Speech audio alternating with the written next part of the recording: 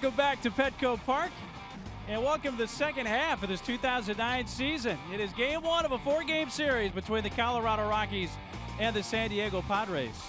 Can't get Mom out of my mind. She may have made the play of the first half. Great play. The Padres are going to need some defense like that in the second half. Let's see if we can see it. She was outstanding. Hey, speaking of the second half, here we go. And the Colorado Rockies, what a turnaround for them. As soon as Jim Tracy took over, they put the pedal to the metal. Well, let's get this out there. I don't know what type of manager Clint Hurdle was behind the scenes. We saw him work on the field and what he had to work with. You see Clint Hurdle's record, Jim Tracy. They're pitching right now. They're scoring more runs, and they sure are hitting the ball a lot more than the 249 average. The one thing that I've noticed, though, about Jim Tracy, this was documented, that he is in his office at the ballpark. He lets the players be players. He doesn't go roaming around the clubhouse. That is their territory. He respects that. He lets men be men, let ball players be ball players, try to work it out on the field themselves. He tries all the X's and O's with his coaches to try to win ball games, but the players really respect this, and they're out and they're playing hard for Jim Tracy. I'm not saying they weren't playing hard for Clint Hurdle, but the numbers tell you that, you know what, Jim Tracy's pushing some type of right buttons right now for the Rockies. The change has certainly done them good. Here's the pitching matchup for tonight. For Colorado, it is Aaron Cook. And you look at the numbers for this year, 8-3, but what he has done against San Diego in his career, he has been bad news for San Diego, that sinker baller. And Chad Godin makes his third start of the season against the Rockies. He's been bad news against Colorado. He's 1-0 this year against the Rockies with a 0.79 ERA, giving up one earned run in 11 1/3 innings against Colorado. That's our Union Tribune pitching matchup. Go beyond the game. Go to Padres.uniontrib.com. It is game one of a four-game series, the Rockies and Padres, and the first pitch from Petco Park is straight ahead.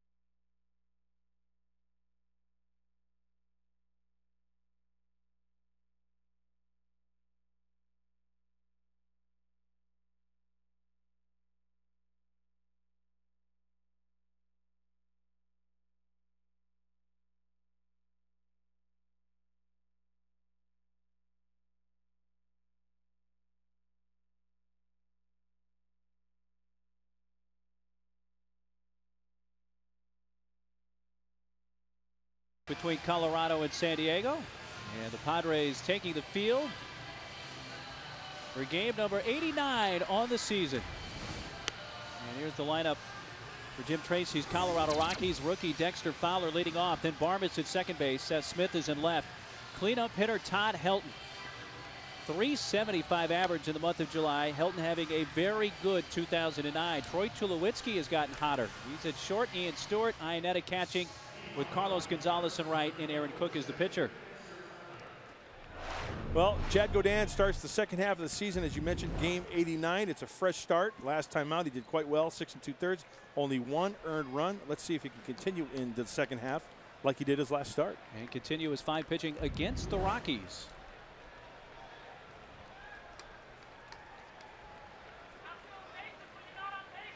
Chad's got almost the full beard going now. Sans the mustache part. I'll tell you what.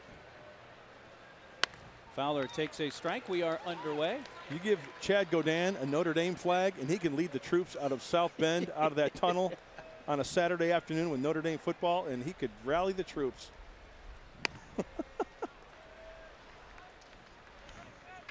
Yeah, that's a pretty good resemblance. He could throw one of those leprechaun hats on him. Get what that are they called right now?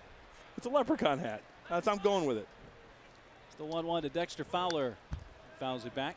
Hopefully a little luck goes Chad Godin's way tonight. He has proven he can pitch well, especially against these Rockies in Colorado. That one great outing that Chad pitched deep into that ball game in the Mile High City.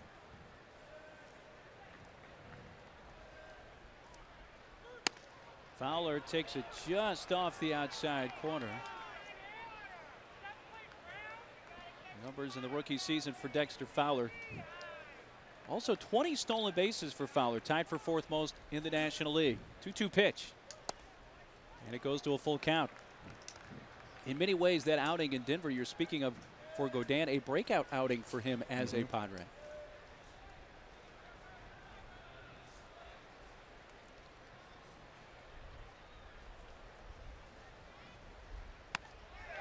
And he gets Fowler on strikes to begin the game. Here's the defense behind Godin tonight. It features Headley, Gwynn, and Venable in the outfield. Kuz and Cabrera on the left side, with Luis and Adrian on the right, and Alfonso doing the catching.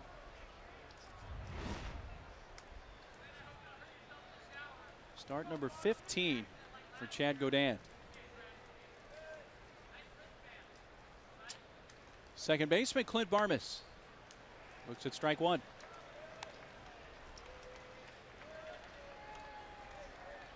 Pretty good numbers this year for Barmas with the 10 home runs.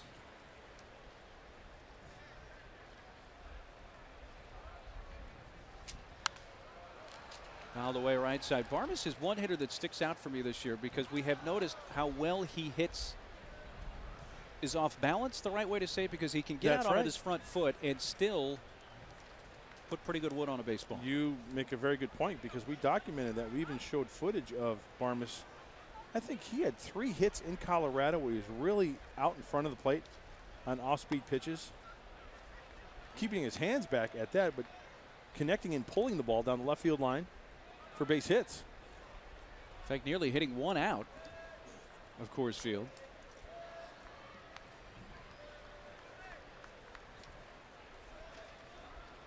One-two count on the Rockies' second baseman.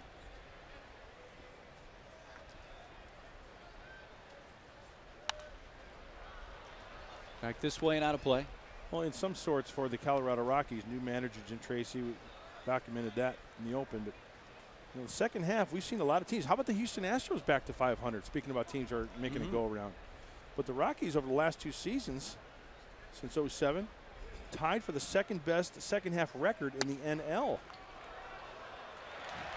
Oh, the delayed call. Tim McClellan's behind the plate. It is Tim McClellan, and it's strike 3 called on Barmas. There's the veteran Tim McClellan. I was about to say, where was that pitch? But I want to let the fans at home know, Tim McClellan, what's the best word? Vocalizes, verbalizes? And then does the physical Right, so act. the catcher and the hitter know, but you're going to have to be patient and just wait for the veteran umpire to make his call. You may be able to hear him through our low crowd mic. Right. Call strike 3 before he makes the physical act, but a lot of times we'll be waiting just like that. Seth Smith batting in the 3 spot tonight. Just his second career start, so to speak, in that spot in the lineup. In the batting order.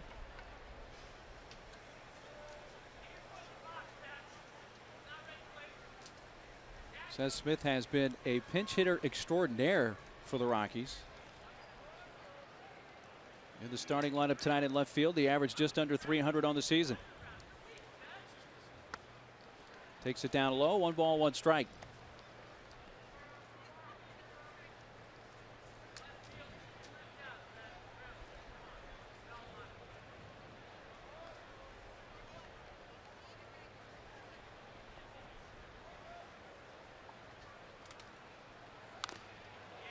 Top foul right at the plate.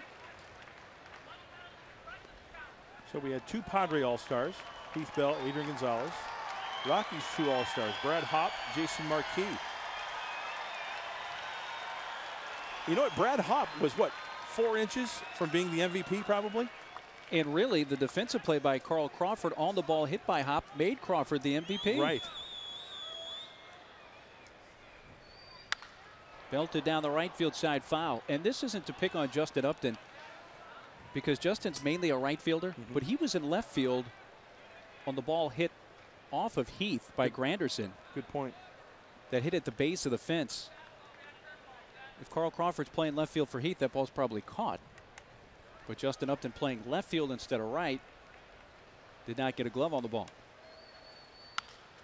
Oh, knocked down, Godin. Hockey suit. Throws out Smith.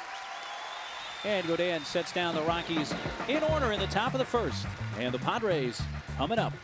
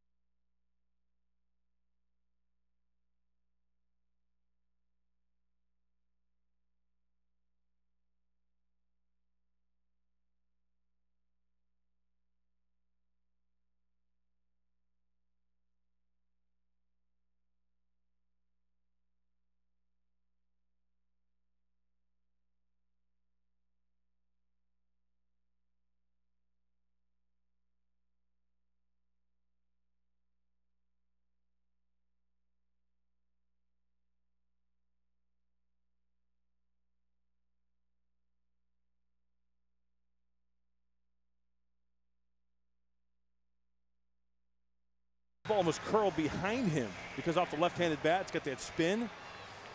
But Everett Cabrera got a ball that was up.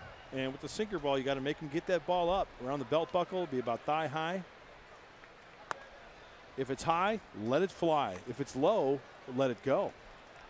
How's that for trying to beat a sinker baller? You just come up with that? I just came up with that. Somehow I'm not buying that. Tony Gwynn takes down low. 2 balls, no strikes. I hope they find Baxter. Remember Jack Black kicked him over the Coronado Bridge? Over the bridge. Yeah. Gwynn to left field, and Seth Smith sees that drop fair. Tony slammed the brakes on awkwardly. And Smith was able to play that off to Karam in foul territory and limits Gwynn to a single. He was thinking about 2. I think the defense was playing him that way. Smith playing towards the left field line. It's a high sinker once again. Tony stays on it nicely. His dad would be proud, taking it the other way. And then he kind of stumbles a little bit and says, you know what, rather than trying to chance it, start the engines again, let's take the single and work from there. By the way, I like the look on Tony. High pants, got a little bit of white in the spikes. A lot of solid in the socks, though, color-wise. I like that look. He gives a lot of different looks, uniform-wise. Tony does. I love those cleats. Those are really cool looking. Oh, yeah, get that swoosh so Bill Frechette, the Nike guy, Santa Claus in the summertime, will get a big smile on his face. That's down low to Adrian. Bill's the guy who goes around to all the clubhouses in Major League Baseball, especially on the West Coast, and gets in touch with his clients and sees what they need. I call him Santa. He's very forthcoming with the gifts. Always bringing gifts.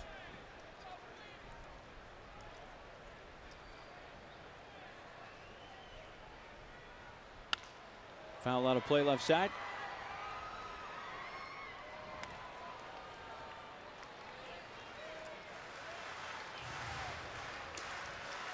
Adrian's got to be tired. Oh, got to be exhausted. I mean, just not only physically, but the travel mentally, of getting to St. Louis. I mean, it's such an emotional high to go through that for 3 days. He got what? I think he said 2.5 hours of sleep the first night. Getting to St. Louis. That is inside. Then he had to drive the rented minivan from Indianapolis to St. Louis when they couldn't make their connecting flight early on Monday morning.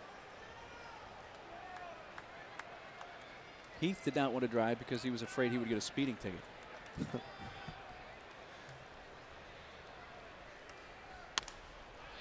Down and away. And it's a full count. The appeal denied by Ted Barrett. Well, we'll keep you posted on Ron Burgundy's dog Baxter. They are pulling somebody up. Yeah.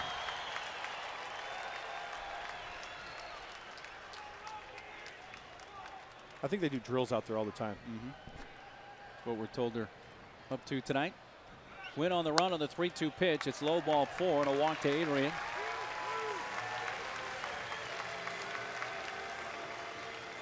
Two on with 1 out. Here's a look at the Rockies defense, brought to you by SD Storage, where $1 moves you in. Go to sdstorage.com to find a store near you today.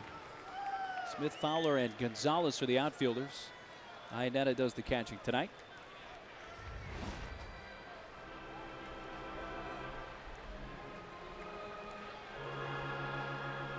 Cleanup hitter is third baseman Kevin Kuzminoff.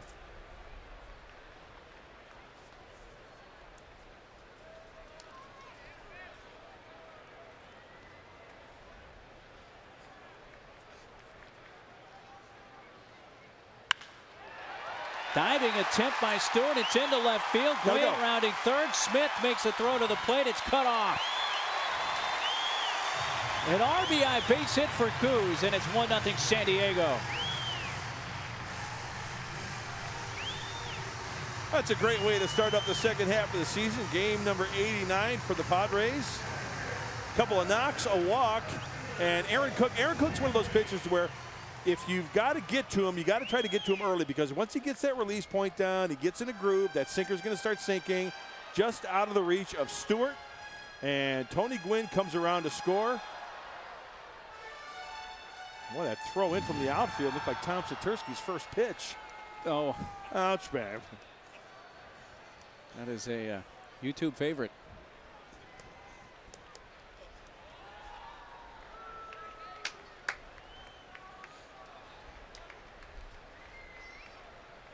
The left fielder, Chase Headley.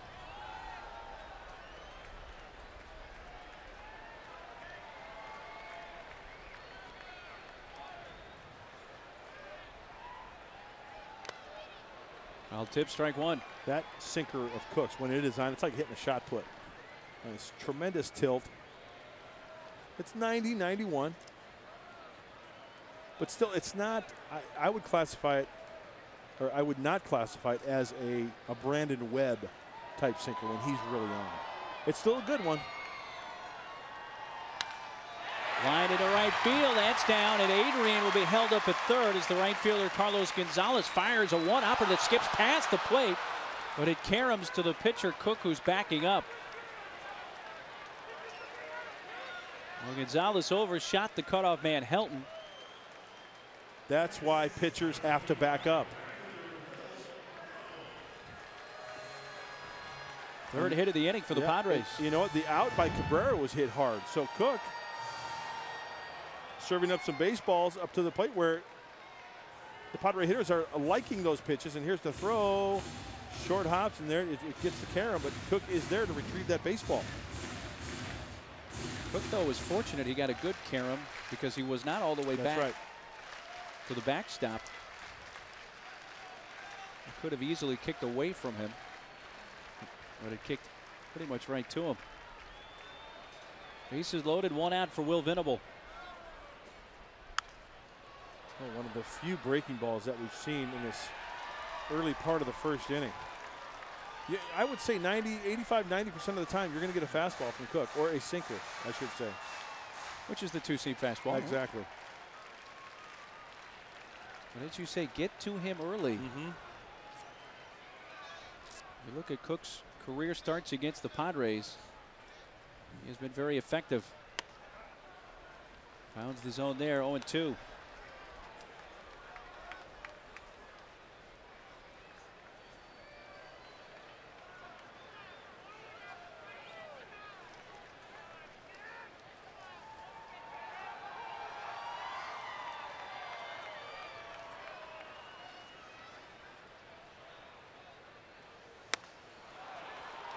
Not the sinker working there. The strikeout of Venable for the second out, or slider. Did you see how he set him up there?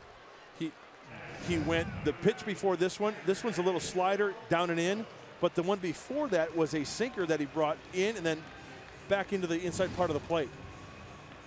So my guess is that Will Venable's thinking, okay, the ball's in, it's going to come across the, come back at that sinker, but no, it was that slider, little tilt down and in that got him.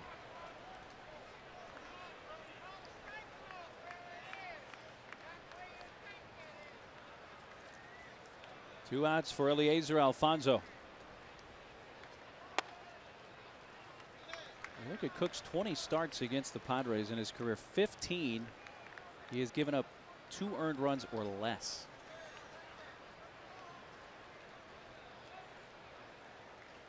(12-4) in his career against San Diego.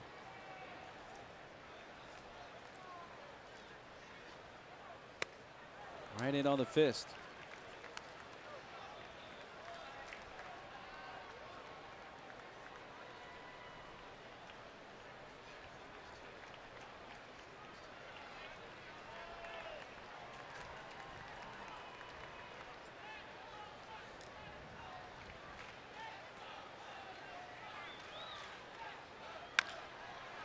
Towards 30, and Stewart backhands, makes the throw across, and it's dug out by Helton.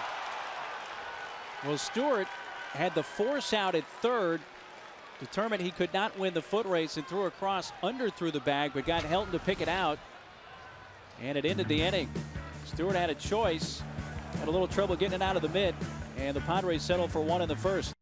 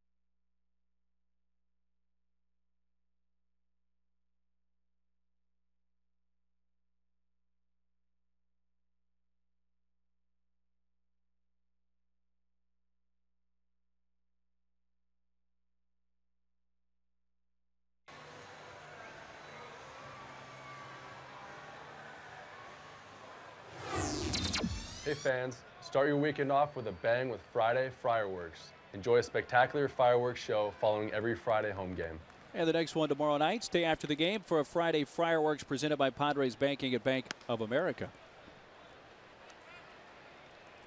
Todd Helton leads off. The Rockies cleanup hitter.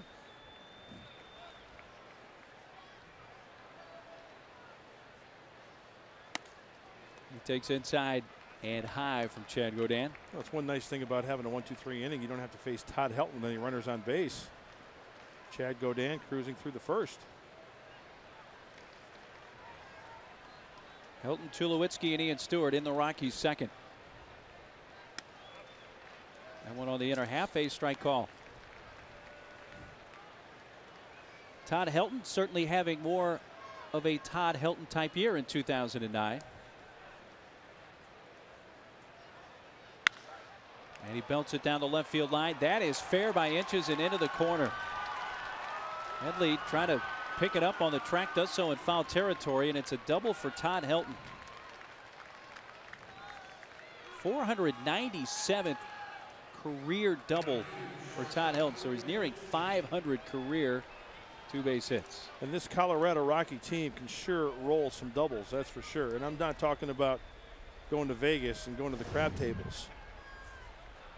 They lead the National League in doubles. They are first in that category, as Helton maybe looks like he kicks up a little chalk there. When we talk about those doubles, 178th double by Todd Helton for the club.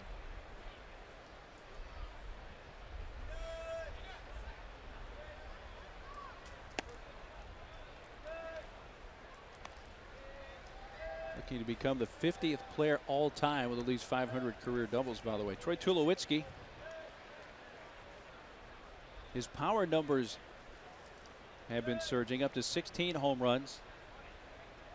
He's homered in back-to-back games coming in, having homered on Saturday and Sunday before the break.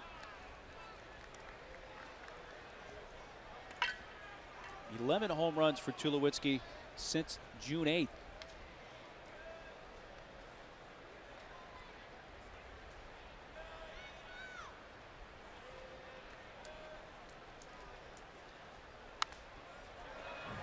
Fouled first base side behind the Padres dugout. Hey, there's Steve Finley signing some autographs. We'll visit with Steve in just a little bit. He's the honorary chairman, the annual UCP Golf Classic at the Crossings at Carlsbad coming up on Monday. I'll tell you what, that guy could go get him in the outfield. He was fun to watch.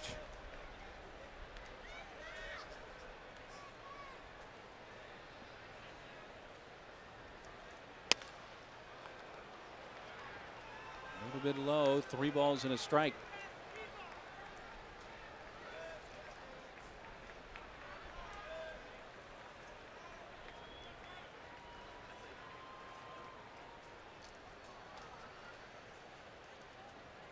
Nobody out in the Colorado second.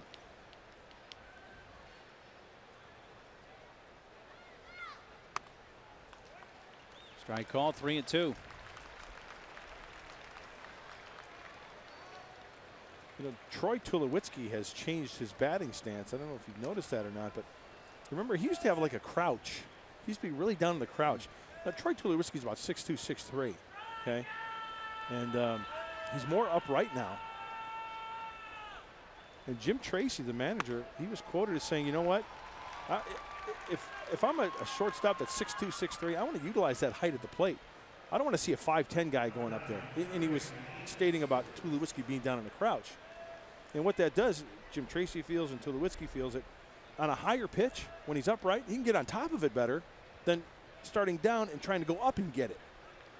Which I think is a good philosophy, because Tulowitzki, to me, is a pretty free swinger to a degree. Yeah. He likes to go up there and hack. Oh, yeah. Works the walk there, and 2 on, nobody out. Third baseman Ian Stewart. And misses with ball 1.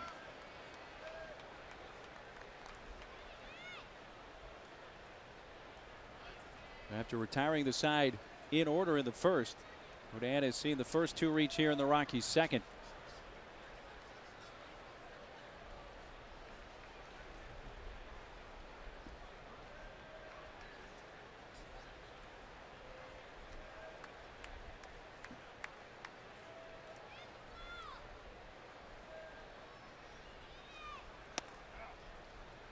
On the low inside edge. On the field, Mike, did you hear kind of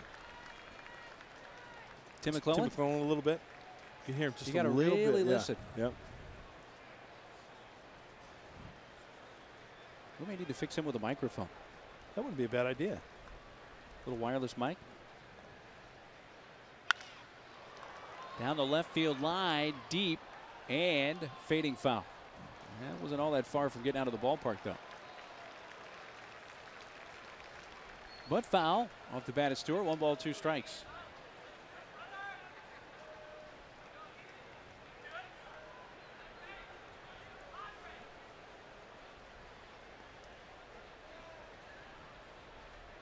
Stewart defensively has been very versatile for the Rockies. He's at third base tonight. Also plays second and some outfield.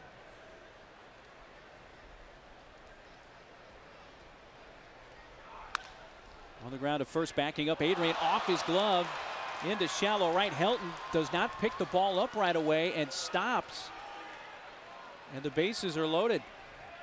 It'll be an error on Adrian, his 5th of the season.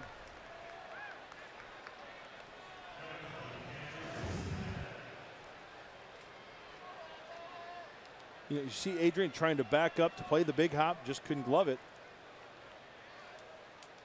Now the good thing there is that there's a runner at every base as Helton, who does not have blazing speed, he's held up, nobody out, a force at any base. Hopefully Chad Godin can get a grounder here and play catch with his catcher to get that force out at home plate.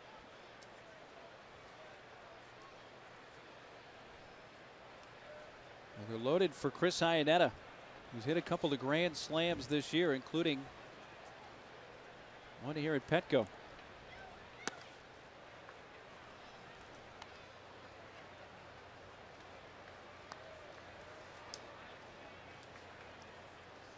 Ten overall homers on the season. Hey, there's a vendor. And I think he's selling Cracker Jack. It's a good deduction. Iannetta with the bases loaded this year, 3 for 6. Well, if Chad can get a punch out here, that would be the ideal thing, because then bases would remain loaded with 1 out, and you get a grounder, play double play depth, and get that double play to get out of the inning. Pop up on the infield, comebacker.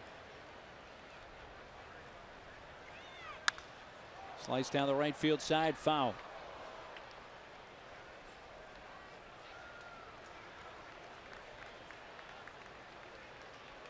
Iannetta has only grounded into 2 double plays this year in the 178th at bat, being this at bat.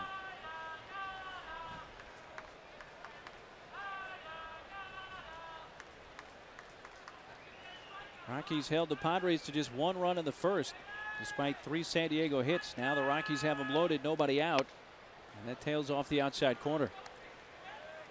Not biting on that 1-2 slider.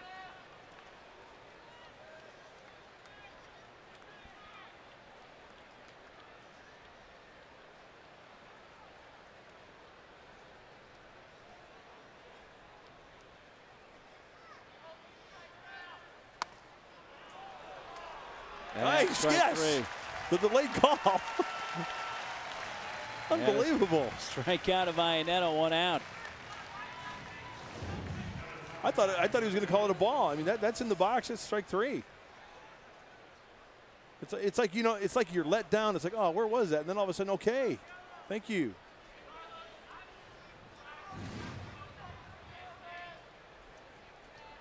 Shake down the thunder from the sky. You actually know the lyrics. Of course, you grew up in the Chicago area. There are a lot of Notre Dame people up there.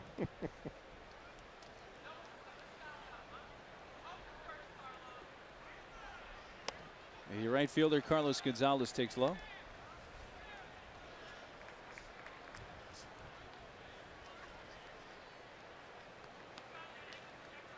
'28th game this year with Colorado for Carlos Gonzalez.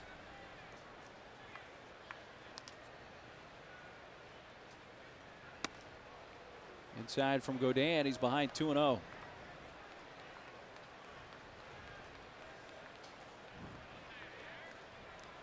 Well, that strikeout was huge. Now you try to work that sinker or slider and get that grounder, get out of the inning.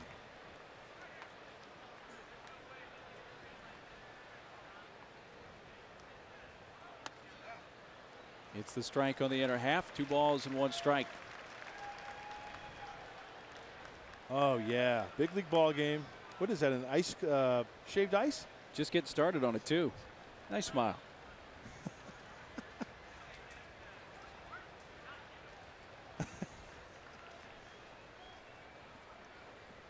2-1 to Gonzalez.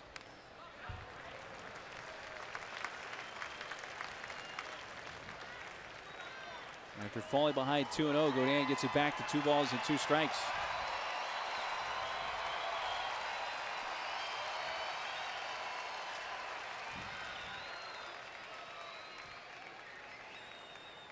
Gonzalez, one of the pieces that came over from Oakland in the Matt Holliday deal. And that's back-to-back strikeouts for Godin, and 2 down.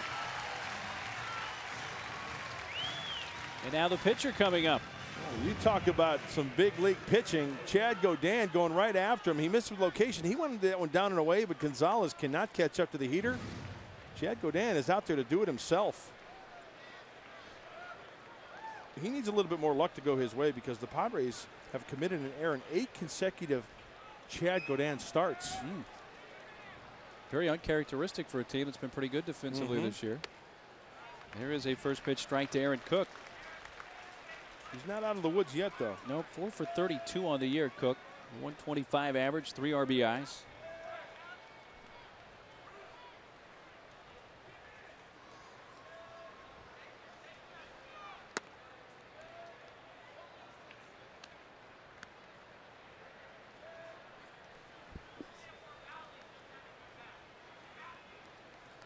Rockies got the leadoff double from Helton. Tulowitzki walked. Stewart reached on an error. They were loaded with nobody out.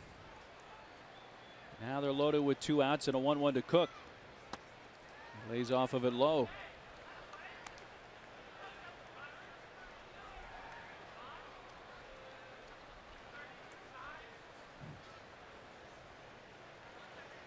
Key pitch coming here to Aaron Cook. Not wanting to fall behind. 3-1 with the bases loaded. Godin brings the next.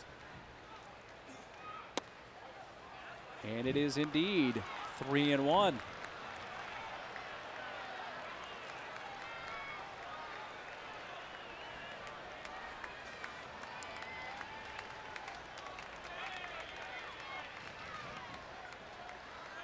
An exhale from Bud Black, an exhale from Chad Godin, and the 3-1 to Aaron Cook. And he walks the pitcher to force in a run. And it's a 1-1 game.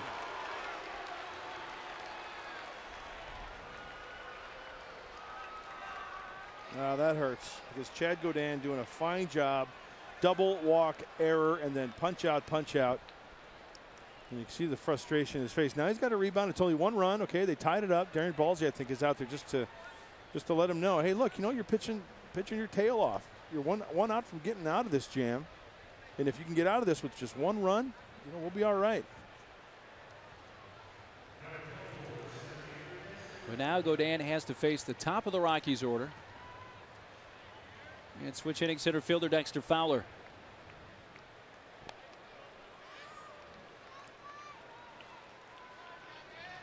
Fowler began the game with a strikeout.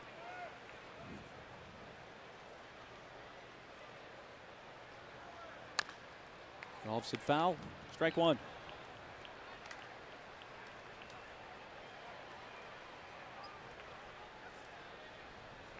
And with that said, you know, the double walk error, strikeout, the pitch total, and then the walk in, the pitch total goes up. And now at 46 pitches. Significantly.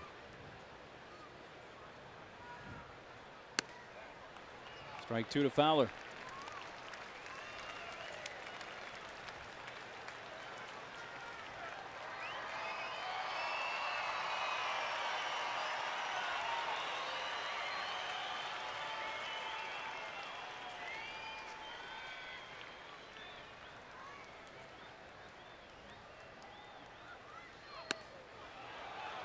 Just off that outside corner.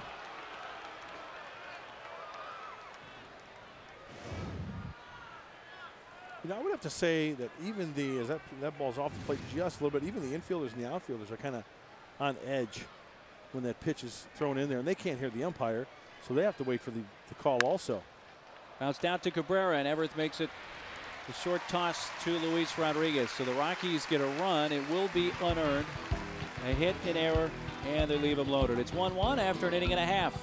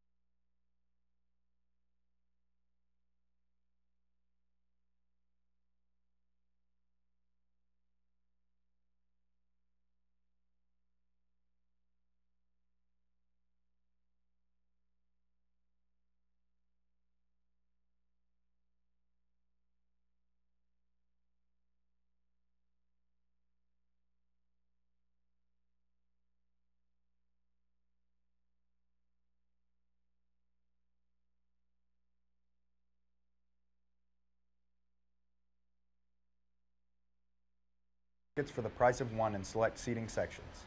Enjoy 2-for-1 prices on tickets and Wiener Schnitzel hot dogs on Wednesday, July 22nd. 12:35 game with Padres 2-for-1 getaway days presented by Southwest Airlines. Into the San Diego second. 8-9-1 for the Padres and Luis Rodriguez. The second baseman leads off.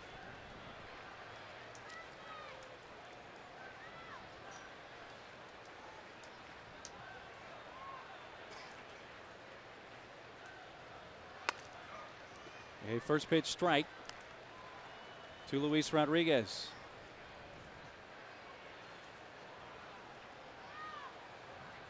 O'Dan follows, and then Everett Cabrera here in the Padres second. Stewart in on the grass at third, and that is inside. We are joined by Steve Finley. Great to see you, Steve. Good to see you. Thanks for popping in. Steve, it's always good to get down here to the ballpark. I'll tell you what, you're probably a hamstring pull away from getting the uniform back on and getting back out there. You're in great shape as always. You always kept yourself in tip-top shape. Well, I can't help it, you know. But yeah, I when you get around the ballpark and you start hearing the fans, I don't think that urge ever leaves you to jump back out there on the field. What you doing these days? You know, just staying busy. I tell you what, I'm way busier not playing baseball than I ever was playing. That's for sure. Professional chauffeur for 5 kids. On the ground out to 30, and Stewart throwing out Rodriguez. Well, your fondest memory, and I know this is a rhetorical question, in a Padre uniform. You know, I remember the feeling, you know, when I made the catch to go to the World Series, the feeling of just joy. I mean, just like the whole season getting there. I remember a grand slam I hit early in that year. Arizona, yeah, that first week. That was a great moment for me. In fact, let's go to the time machine and look back.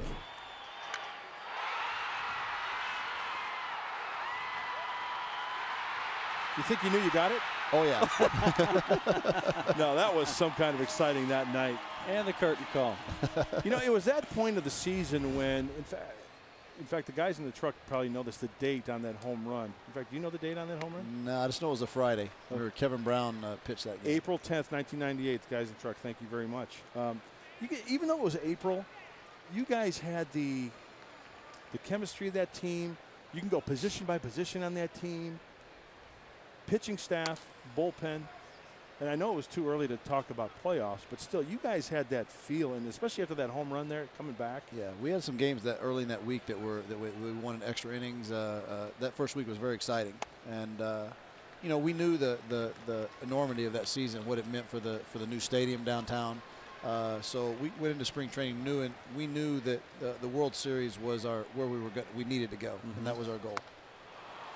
Do you hit golf balls as good as you hit baseballs? I hope so. I hope so. Because you're being honored. You're the honorary chairman. Yep, second year in a row for the UCP golf tournament on the 27th of this month at the Crossings out in Carlsbad. Great course. Yeah. Great course. Great cause, too. Hey, folks, there are some opportunities for folks who want to play with you guys, right? Absolutely, absolutely. You should come out and join us. I mean, hopefully all this really hot weather will be gone, and for us spoiled people here in San Diego. But yeah, it's a beautiful course. It's going to be some great golf and a lot of great times. Last year, everybody had a blast. Yeah, by the way, that, as you mentioned, is on Monday. 11:30 a.m. check-in for those of you at home that are thinking, maybe I can participate in that event. We hope you can. There's a phone number you can call, 858-571-5365, 858-571-5365. And how is your game going right now? Well, you know, last time I played, I shot the best round I've shot in my life. So, and that was just like one of those 1 in a million rounds. And well, after that, what was it? Right What was the number? Yeah, 74. Nice. That's yeah. good. Yeah, yeah. I only took like 5 mulligans. Cabrera hits it in the air to left field. Seth Smith backpedaling and now in front of the track makes the catch to retire the side. Well, Cook had his issues in the first, but Steve, retires them in order. Hey, Good seeing pleasure. you. Good seeing you guys. Steve, thank you very much. Good luck with the golf tournament. Well, I appreciate it. You know, get a half day of work in, then get out to see us. There's that catch you're talking There about, it is. Fins. Yeah. To go to a series.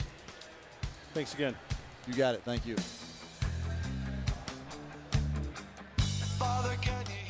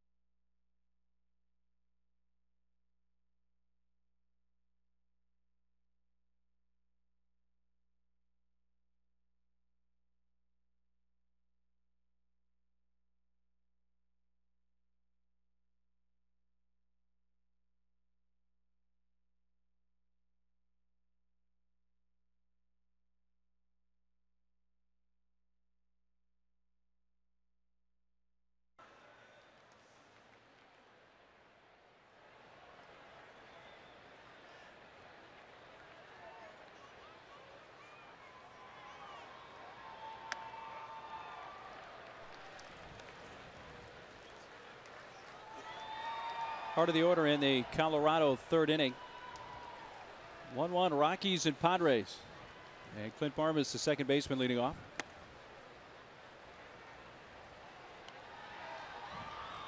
Barmas called out on strikes his first time up.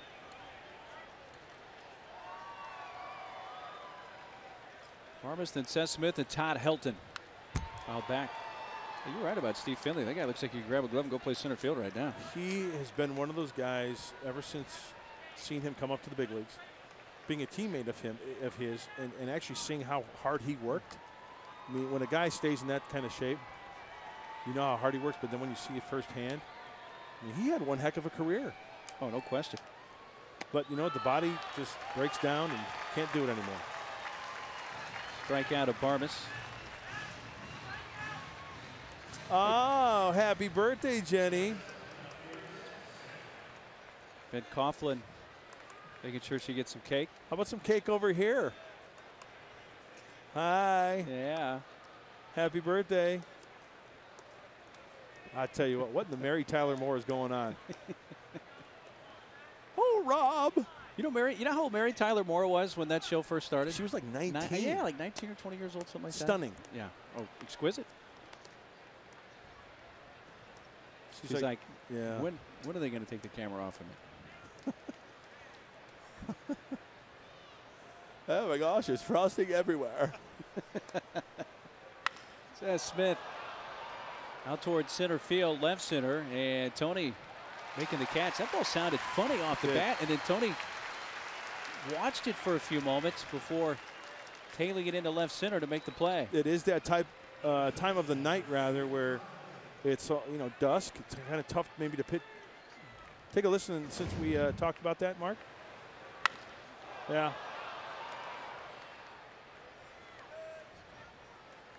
Yeah, you see him come in a little bit and then recognize where the ball was and being able to catch up and make the put out.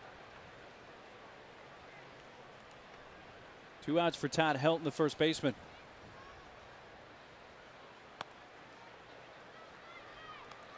Helton with a double his first time up. He's 26th of the season. And he's 497th of his major league career.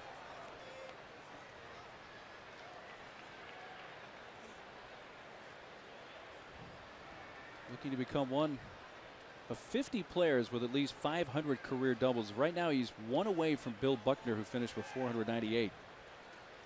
You know what? Bill Buckner does not get enough credit for the career that he had. Underrated player. Is way too defined by one play. Absolutely. And you know what? Call me crazy, but Bill Buckner has Hall of Fame numbers. Look him up. You'll be surprised. I'm not saying he should be in the Hall of Fame, but he put up good numbers in his career. Excellent. And the thing about the play, the game was already tied. It should have never gotten to that point. Yeah, Dave right. Stapleton should have been at first. Right. And if Calvin Schiraldi could have got another out. Yeah, there are a lot of what ifs from Red Sox fans back in '86. Foul right side, still 2-2. We've got cake. Wow. Jenny send this over? I think so. Thank you. Thanks, Peach. Cake. Cake. Peachlow. So we can have our cake and eat it too. And eat it too. Dig in there. Oh, don't worry. Okay, here's a question for you. Is Helton going to be one of those guys at one team whole career? He signed through 11, club option for 12. You know, it's kind of funny. People may not remember, when they went to the World Series in '07, in spring training, there was talk about him being traded to the Red Sox. That's right. Which didn't happen. And ironically, they played the Red Sox in the World Series and lost to them. Pulled down the right field line, and it is foul. On the Corky side, only a few feet from hitting the base of the foul pole in play.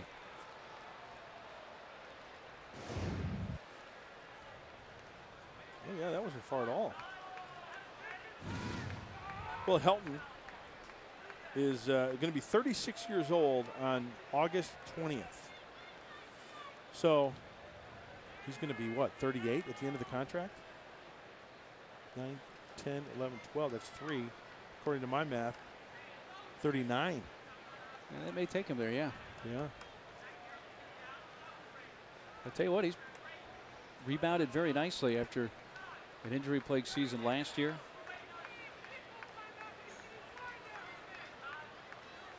Tough to play baseball with a bad back. Oh, yeah.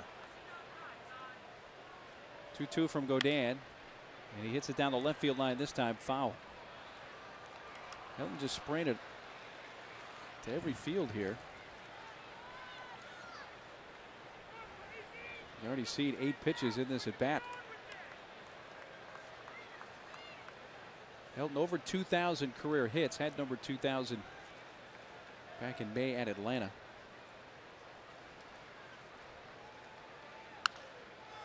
Well, I don't mean to throw a lot of names out there in numbers, but We've talked about this before, but Todd Helton is in a select class. Helton, Gehrig, Pujols, Babe Ruth, Ted Williams. They are the only 5 major leaguers to possess .325 batting average or more, 400 on base, .570 slugging in their career. And that's fair into the left field corner, and there's Helton heading for second. Headley plays it quickly, and the relay won't be made by Cabrera. And there is double number 498 for Todd Helton, which ties him with Bill Buckner on the all-time list.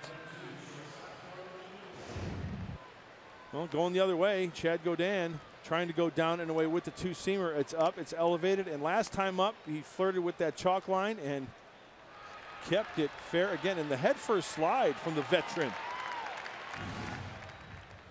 He almost stuck there like a javelin.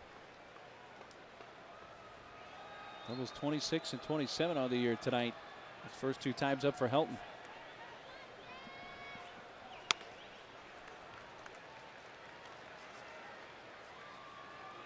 Troy Tulowitzki, the Rockies shortstop in the second, walked.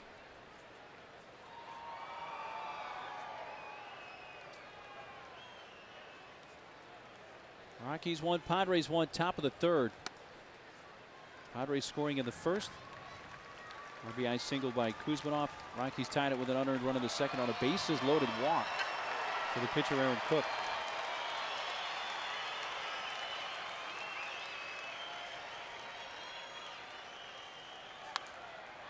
Fouled off right side. Well, tonight is on the left, and last year, here's more spread out. He's got the toe tap working also. So on the right was last year, no stride, just straight Jeff Bagwell. This year, stride a little closer together, toe tap, and then going, and then more upright.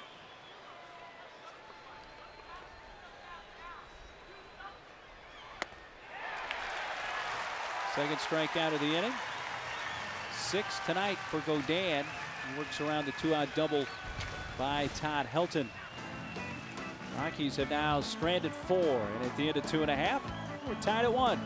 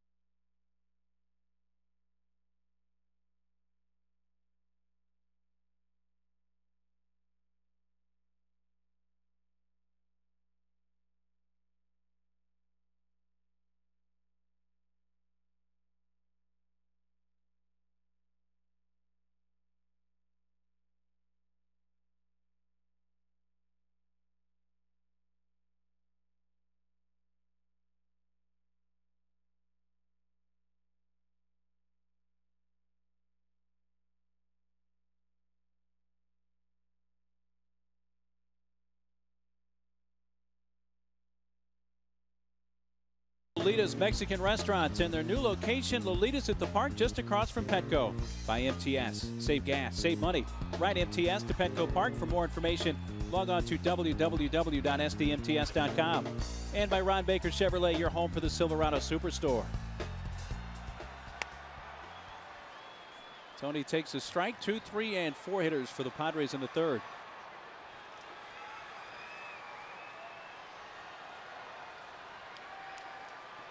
Stewart a step or so onto the grass at 3rd base.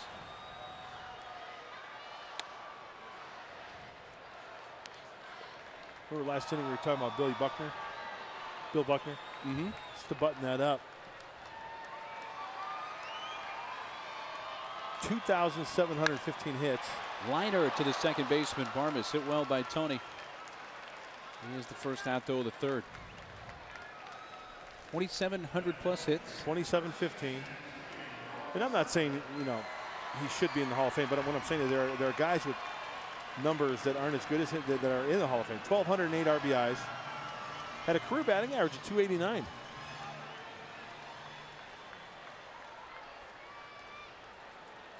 Imagine if Bill Buckner didn't have the bad ankles.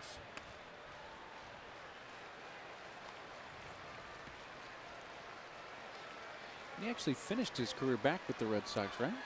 1990.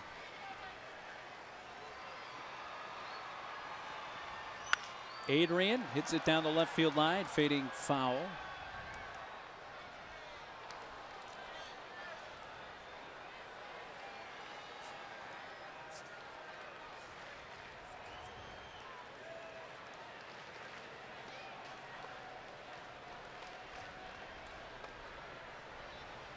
Proudly wearing his number 23 jersey tonight.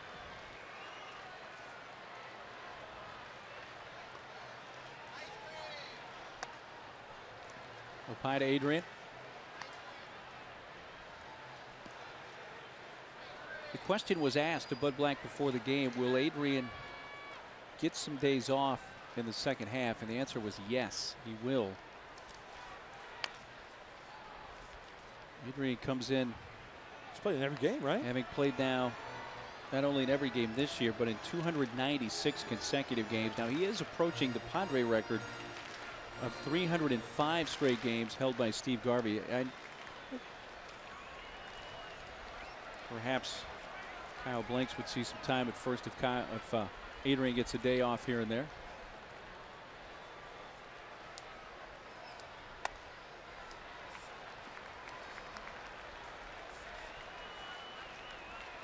So if Adrian continues to play, he's not too far from tying the record.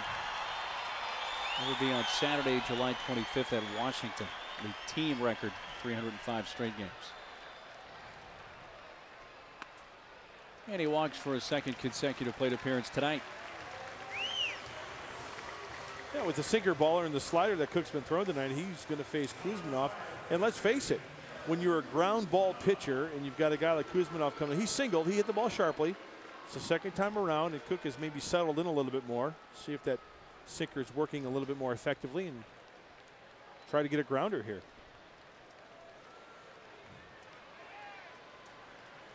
Whose base hit was a single to left in the first, producing the San Diego run.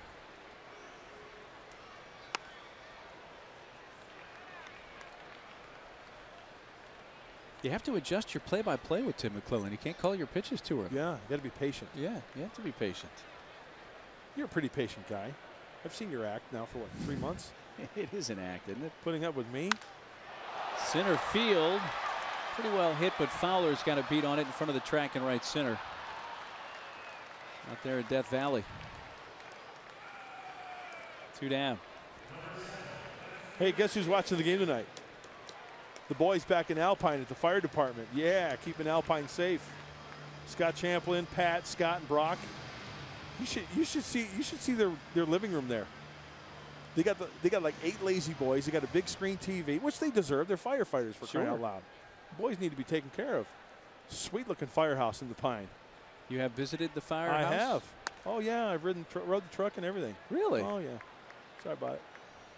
You haven't done like the Kramer episode where you're in the back. What's that called? Right, the swing thing? Yeah. Where the guy's got the. I got to admit, I still don't understand that episode, what he's doing in the back and what he's controlling. I just don't know the fire truck that well. He's going all crazy in Midtown Manhattan. 0-2 on Headley.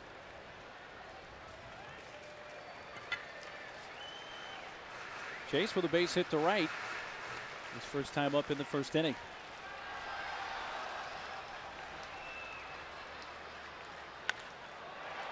Right center field, base hit.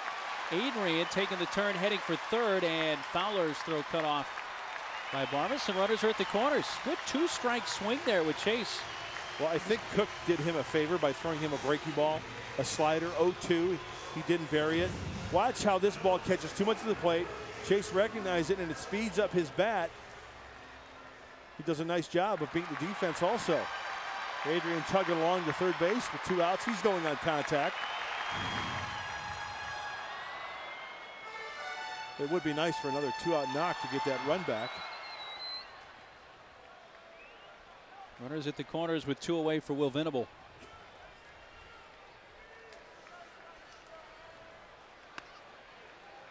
All one is outside.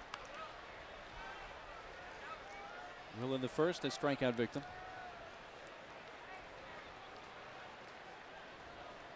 Will hitting .385 though with runners in scoring position.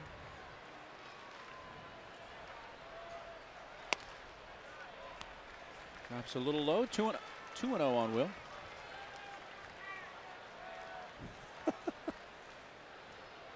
Nice outfit.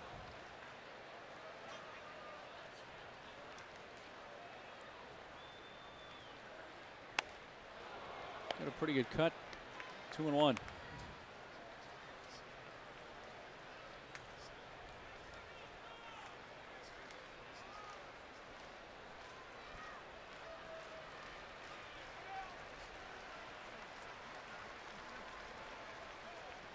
Aaron Cook's next one to Will.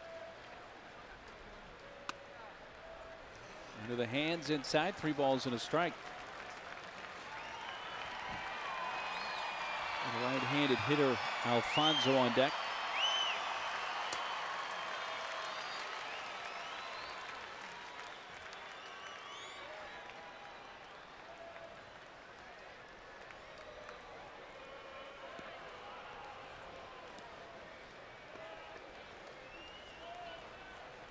Last Padre game, which was on Sunday in San Francisco, Venable had a 4-hit game.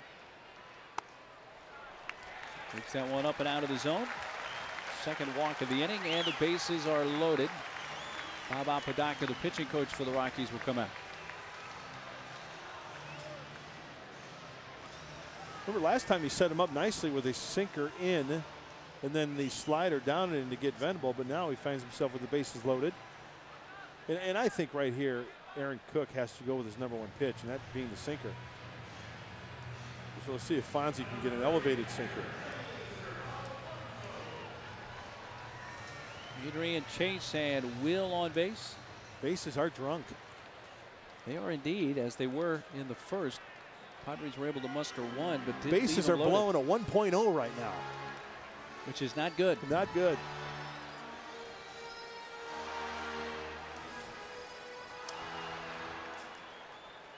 Alfonso grounded out to third with the bases loaded, 2 in the first inning.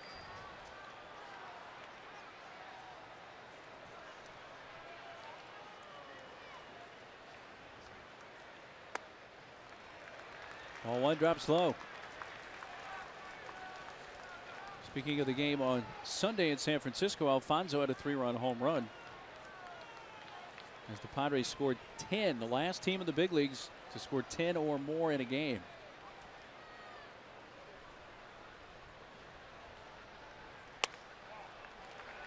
That's in at the knees.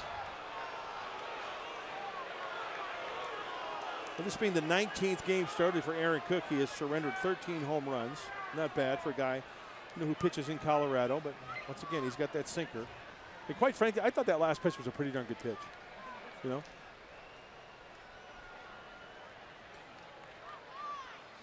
Oh, he had a hanger.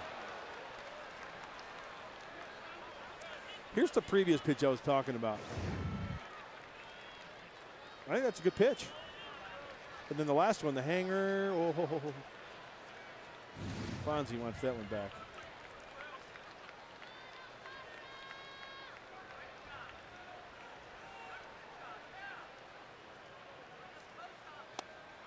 Jammed him and strikes him out. Third strikeout for Cook, who works out of the jam. And the Padres leave the bases loaded for the second time tonight.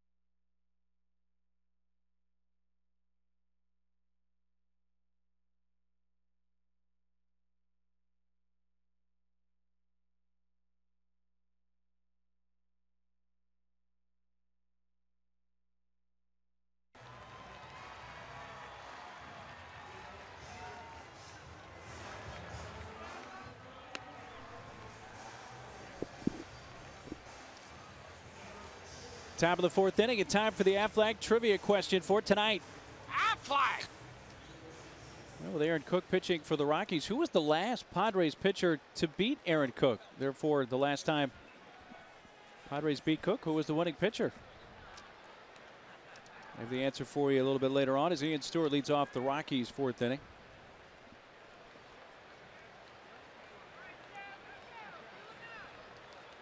Six, 7, and 8 part of the order for Colorado in the fourth. 1-1 game. Whoa. Got away from Godin. He almost hit the bull. Just gets away. Chad Godin immediately checks the landscaping there on the mound. And a lot of pitches, and a lot of pitches from that second inning also. That contributes to that 70 pitch effort.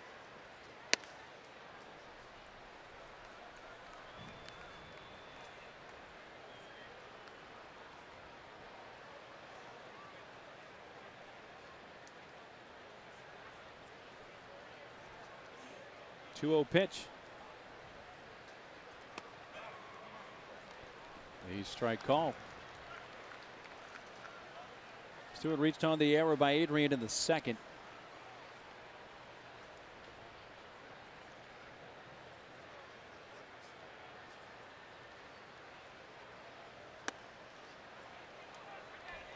Just missing 3-1. Stewart, then Iannetta, and Carlos Gonzalez coming up in this inning for Colorado.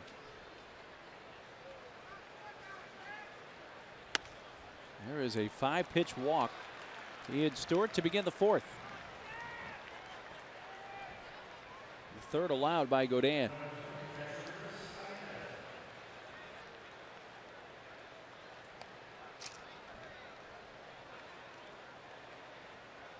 Iannetta fanned in the second, 0 for 1. Went down looking.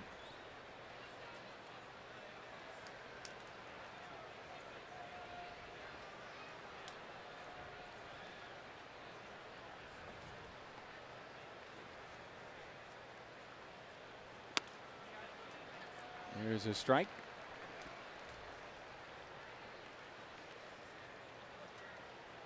Rockies 47 wins at the All-Star break, second most wins for them in franchise history at the break.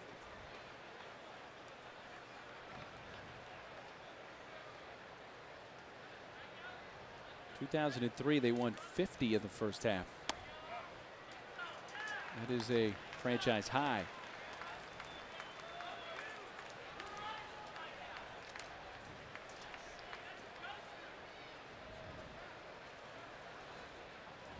Well, I don't have to tell you this, Mark Neely, but leaving the bases loaded back in the first and the third inning, that hurts. And Chad Godin, you know, he's going to have to do just that. Help his own cause and throw, you know, for however long he's out there, throw a shutout, at least here in the fourth inning, as he throws a little cutter on the outside part of the plate, looks like, to Iannetta. By the way, the Padres hit 261 this year with the bases loaded. That was going into this game. 7 strikeouts for Godin. He faces Gonzalez and first checks on Ian Stewart. He's become quite the strikeout pitcher, eh? He's been racking them up, hasn't he? 7 so far tonight.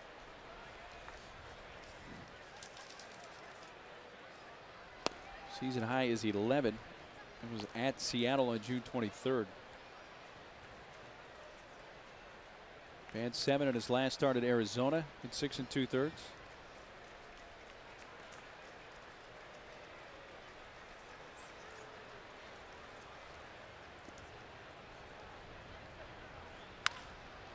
Kuz got it in between Hop, and he just bats at it.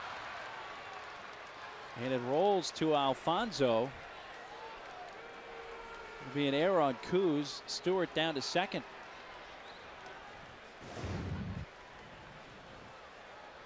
Well, initially when Kuz didn't get that on the short up, I think he was thinking about, you know, I'm going with the bare hand and then trying to make the throw.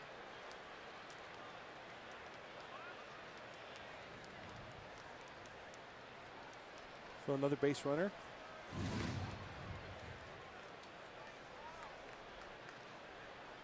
And there is the second error of the night Charge to the Padres defense.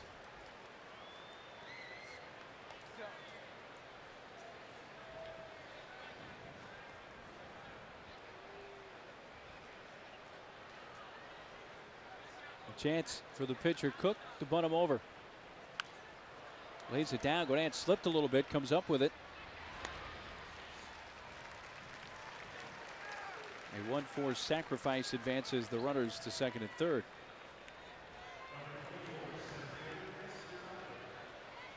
Third sac bunt for Cook.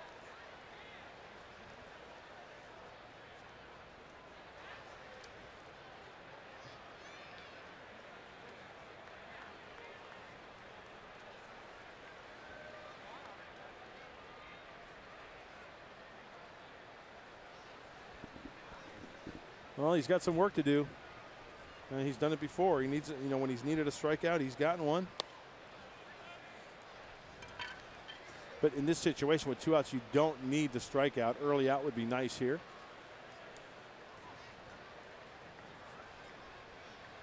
Yeah, walk in an error with 2 men on, both in scoring position with 2 outs. It's 1-1 in the fourth.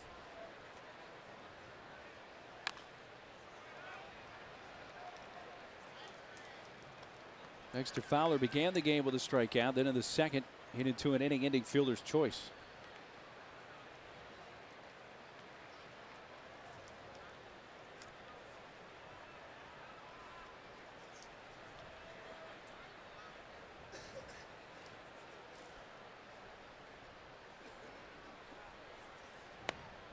Low to Fowler, 2 balls and a strike.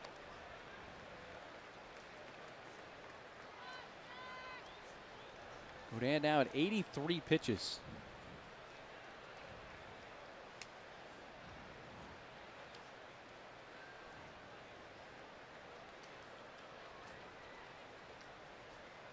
Two-one pitch. Fowler belts it into right, a base hit. It scores Stewart. Gonzalez coming in. The throw by the right fielder, Venable. And now down to second goes Fowler. A 2-run single for Dexter Fowler, and the Rockies go up 3-1. Well, with 2 outs, a sharply hit ball to right field. The main thing is you don't want this to turn into a big inning. Fowler connects. Will Venable, what does he do here? Or what doesn't he do? Misses the cutoff man. He's going to score anyway. Even if the throw was on line, it would have been very, very, very close. But Fowler moves up an extra 90 feet. And if you noticed, as soon as that ball got above Adrian's head, it looked like Fowler was starting to go to second base. Now, who knows what would have happened? If he cuts it, he darts back to first. But let's take another look. Is this ball, so you can see the shadow of Fowler.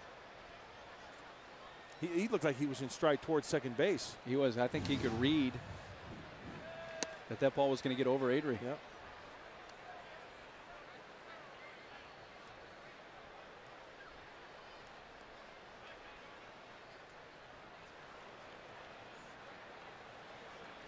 Well, 3 runs tonight for the Rockies, and they are all unearned. A little bit low to Barmes.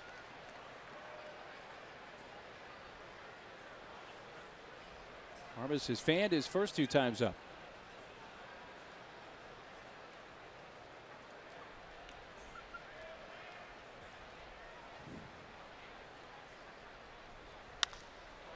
Out towards left center field, and Chase Headley giving way now to Gwynn. But Fowler with the 2-run, 2-out hit, and it's 3-1 Colorado.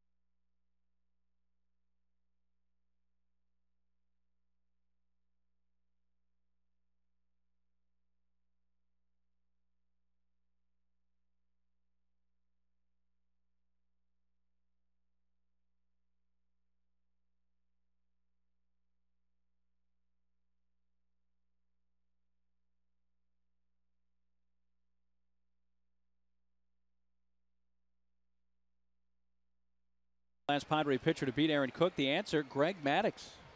Back on August 9th of last year. First pitch swinging. Rodriguez out to right center field. Down for a base hit. Fowler able to cut it off. Spins. Hesitating though, and he won't be able to throw out Luis, who's in with a slide. A first pitch leadoff double in the Padre fourth. We might see some Padre hitters being a little bit more aggressive the first pitch if they get that first pitch sinker, that first pitch fastball. I mean, let's face it, Aaron Cook up 3-1. It's towards the middle of the game. Why not challenge him with my best pitch? Looked like Louis was looking fastball.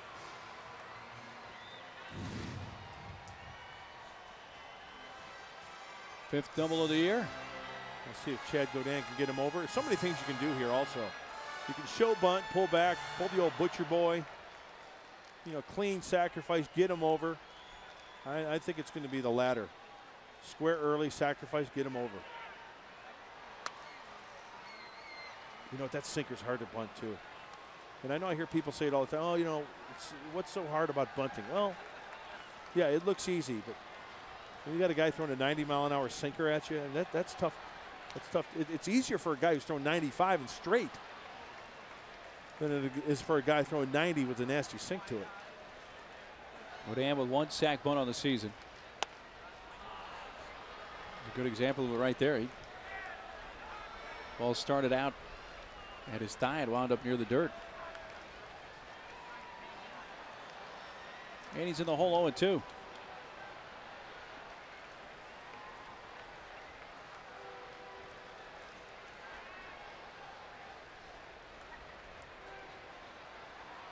Still showing bunt with 2 strikes and strikes out. 4th strikeout for Cook. Time now for our Subway $5 footlong fan poll. And should the Padres move the outfield fences in at Petco Park? A yes, B no. You can text Subway to 269-411 to participate. No. I don't think so either. B. That's my guess. Or that's my vote. So that's the only area right there in right center that I hear any kind of talk about possibly moving it in. Or of people who would like to see it moved in would be in that area. Hey, there are outfields in the big leagues that are farther than that. Sure. And guys have no problem hitting them out. I've got no problem leaving it where it is.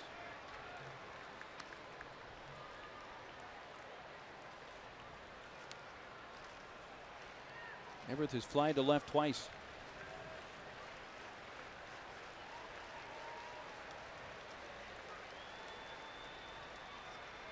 The former Rocky minor leaguer Everett Cabrera, Rule 5 draftee in the offseason. Oh yeah, you should have heard some of the Rocky guys that are come to town with the team that we were talking to, that I was talking to, saying, you guys found a good one. How the Rockies didn't protect this guy. But there are only 40 spots, right? There are going to be guys who fall through the cracks, right? Yep. And you mentioned it to me earlier in the year. Of course, they've got Tulowitzki. And then they had another shortstop prospect, too, also, correct, in the minor leagues? Were you the one that was telling me that? Plus, Cabrera was a second baseman. I thought there was another. He was a second baseman, yeah. I thought there was another player that they were, that they had in their organization that they were high on, that they protected.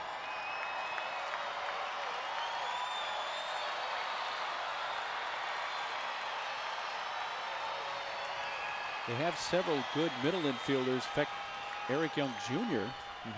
Been playing primarily second base. And of course, Clint Barmas had been a shortstop. That's right.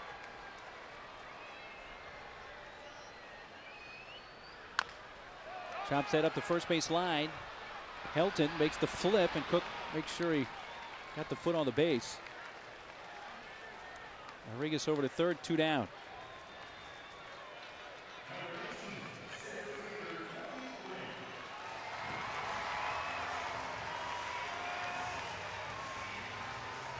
With 2 away, Tony comes up. In the first inning, he singled to left and scored the Padre run. And in the third, hit the ball well, but lined out to the second baseman, Clint Barmas.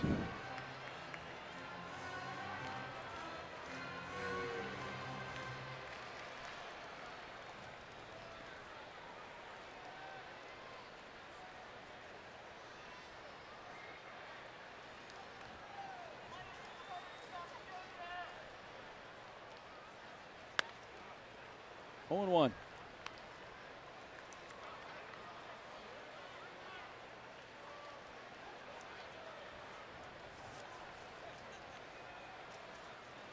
Three runs, 3 hits for the Rockies. All their runs unearned. The Padres 1 run on 5 hits. And 2 errors tonight. You know, I know it's 3-1, but Chad Godin has pitched his little heart out. And not allowed an earned run. Yep.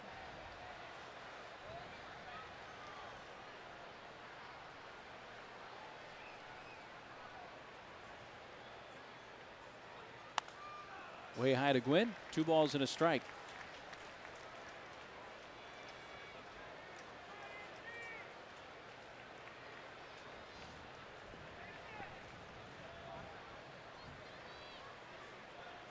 Runner at third, Luis Rodriguez with 2 away in the Padre 4th.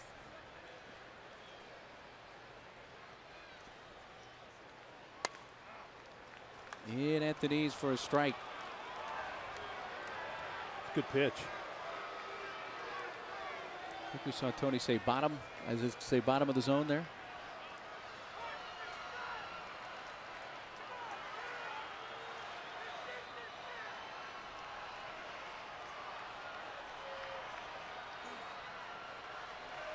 Well, my argument has always been this.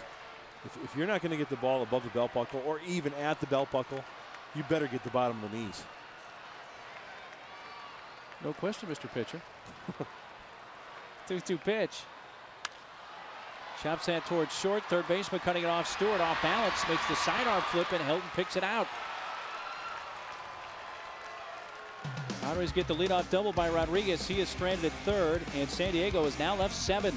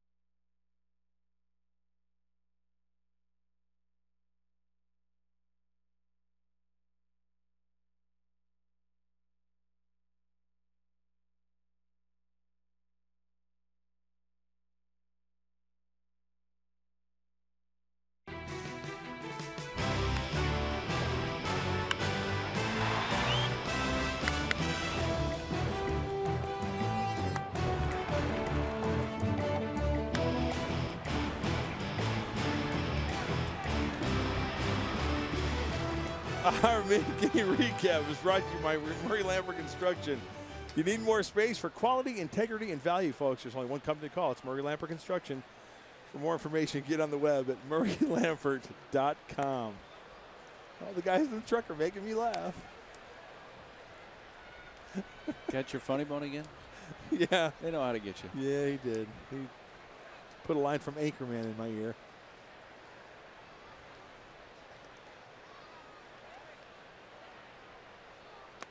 Two 2-0 to Seth Smith. 3 forward, 5 batters for the Rockies in the 5th. In the first, grounded back to the mound, and in the third, he flied to center.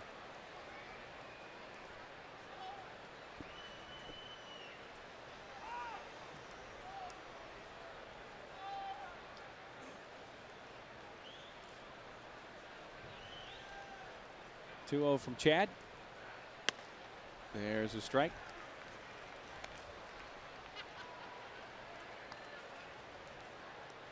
Padres scored their run in the first. Rockies 1 in the second and 2 in the fourth. All 3 Colorado runs unearned.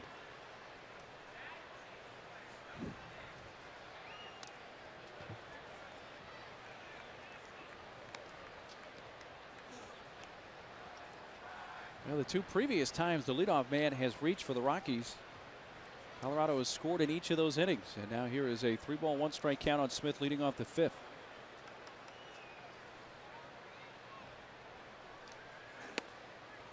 Five-pitch walk, leadoff man on in the 5th. Well, you know what, Neely? 17 months ago, my teeth were a wreck.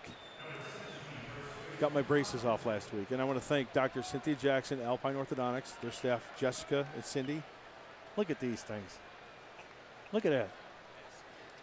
She worked her magic.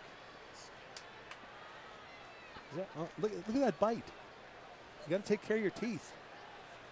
Yeah, too bad you didn't. Great staff your first there. 43 years of life. It flew by.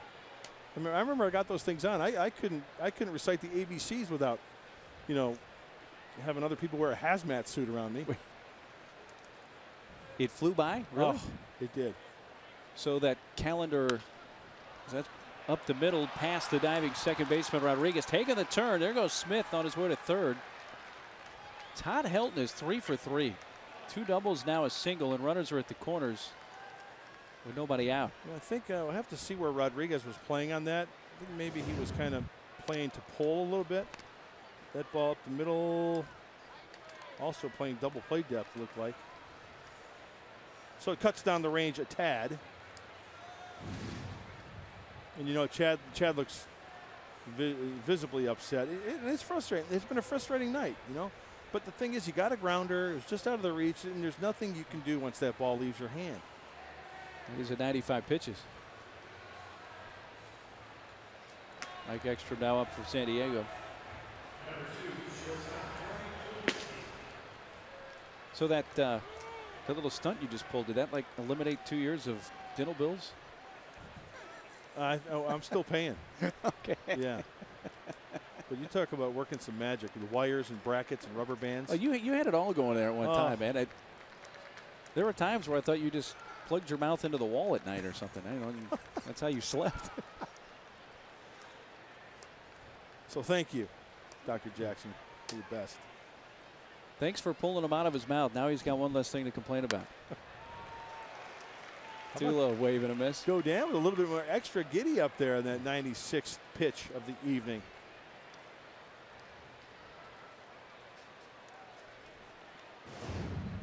There it is. Just looked like it had a little break to it too. Maybe a little slider, a little cutter. Right side. Can they turn a pair here? Still brings in a run. 4-6-3. No RBI for Tulowitzki, but it brings in Seth Smith and makes it 4-1. Padres turned their 82nd double play of the season. We've noted before when Everett Cabrera needs to turn it up. Look at the cameraman can't even keep up with him. And that's one of the best cameramen out there in the business on the turn.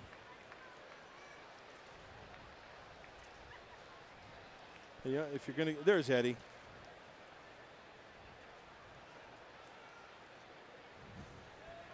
I think somebody hit him with the poke stick because he was sleeping over there on that double play ball. Oh, that was a nice turn, though, all the way around. Luis Rodriguez getting himself in a good position to turn. Good feed to the shortstop. He is fun to watch.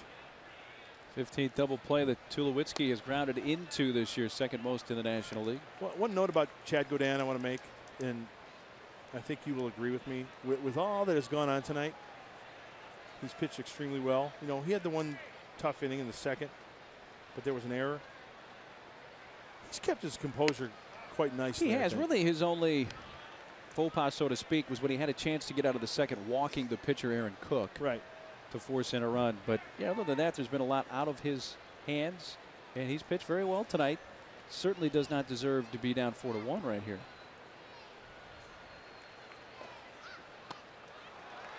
Stewart swings over the top of that. 2-2.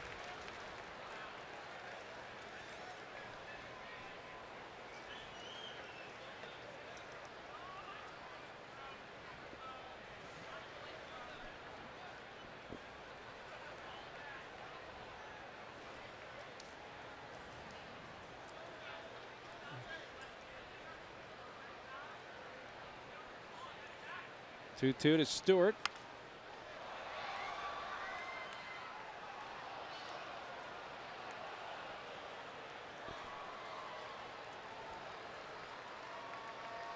Stewart has been on base twice tonight, reaching on an error, and has also walked and scored.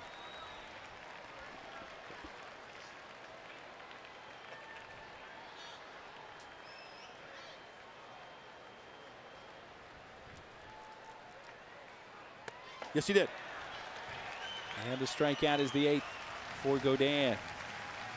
Rockies get a run, their first earned run of the night on one hit, leave no one. Just when he thought it was Look safe at those. Look to at go that. back into the booth.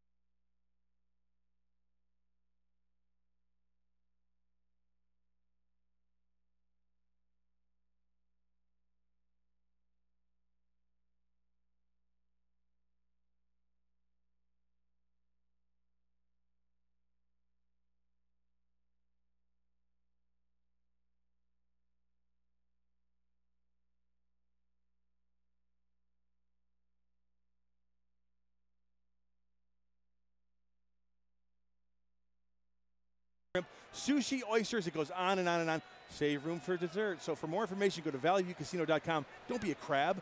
Whoop it up at Valley View Casino. Got to go. Lobsters can fly? Adrian leading off the home half of the 5th, and with the shift on, tries to bunt up the third base line and does so foul. He's done that before. Trying to beat that shift. Oh, he has a time or two. Not Yeah. often you see the shift there. The third baseman Stewart taking a few more steps towards the bag now. He looks over there and says, "You got to be shifting me." So he tries to lay that bunt down there. You know? Fouled at the plate, 0-2.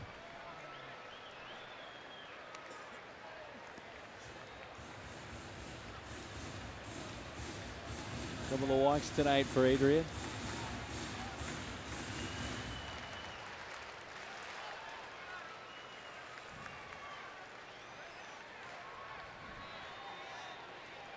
Cruz to follow, and then Headley in the San Diego 5th.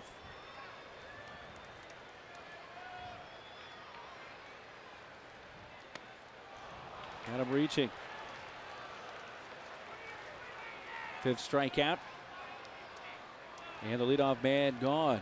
Well, the Padres had a chance to add in the first. Still only one run off Aaron Cook. We look at our Avalanche leaderboard. Avalanche Heating and Cooling. Your comfort is our priority. Aaron Cook, 11 wins against the Padres since 03. Doug Davis has 8. Billingsley 8. Jason Jennings now with the Rangers. Of course, a lot of time with the Rockies. But this guy right here on the mound has been about as big a Padres nemesis as there is. How many times when he's been on the mound have there been quick games? I mean, this guy gets it. He goes. I mean, there was one game against the Padres where he threw like 70-some pitches, low 80s. Less than 2-hour game. He works quickly. And you can see that last strikeout to Adrian Gonzalez, how he expands the zone with that sinker. You know, it looks like it's going to be on the outer half. Next thing you know, it's 8 inches to a foot off the plate. Here's that pitch to Adrian off the plate.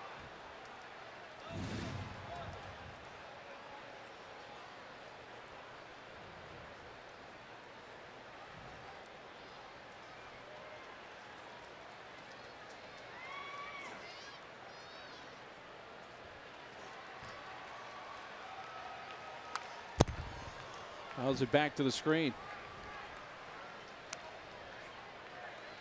Cruz singled in a run in the first, and in the fifth, or in the third, that is, fly to center. Here he is in the fifth with 1 out.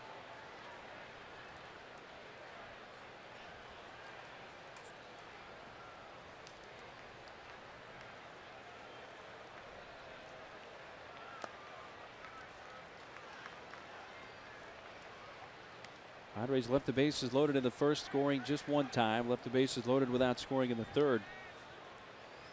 Got a leadoff double for Rodriguez in the fourth and stranded him at third base. Padres have left 7. 2-2 from Cook. Got him to chase that sinker. Back-to-back strikeouts here in the fifth. And that's now 6 strikeouts for Cook.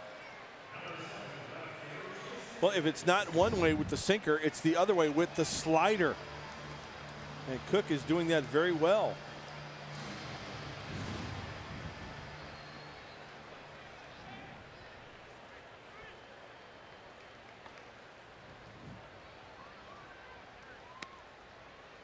Outside to chase. Headley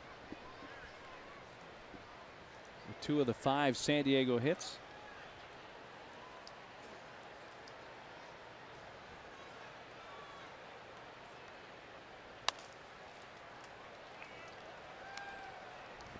Oh, how nice. She's going home with a souvenir. How cute is she? Adorable.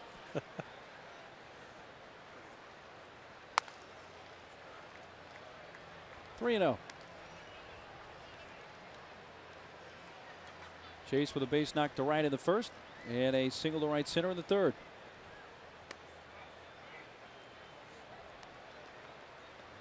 Oh, it doesn't have to be now, does it? 3-0? Automatic? Thought that was outside. I thought it was outside a little bit. And that one is up and away, ball 4. So Chase reaches base for a third time. And Aaron Cook's pitch count up to 85 now here in the fifth.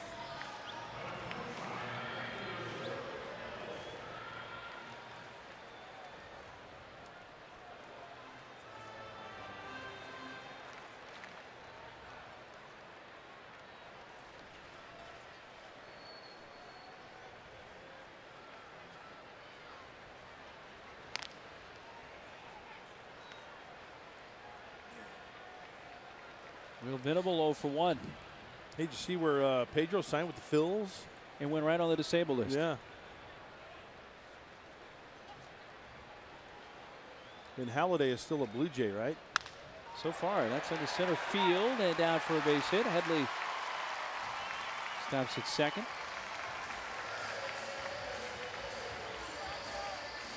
Base hit for William. Hit number 6 for San Diego, and it's 2 on with 2 outs.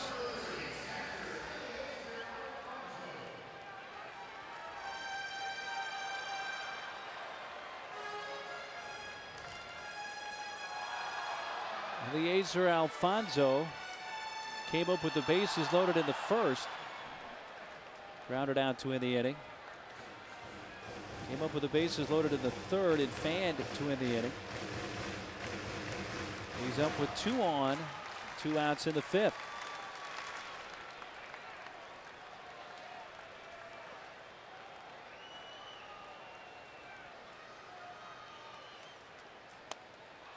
First pitch hacking, 0-1.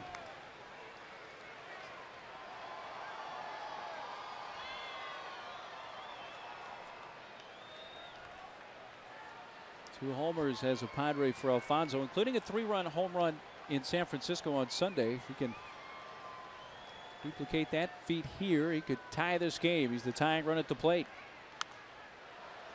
In the hole, 0-2. Aaron Cook has thrown him a couple hanging breaking balls tonight, and Fonzie just hasn't been able to square up. This is the last pitch. Right down the dish.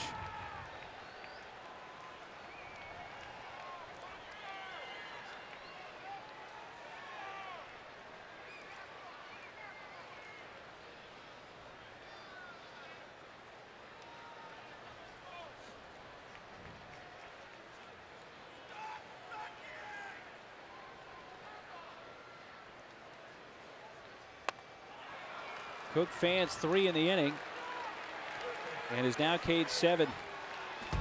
Padres strand 2 more and have now left 9 through 5.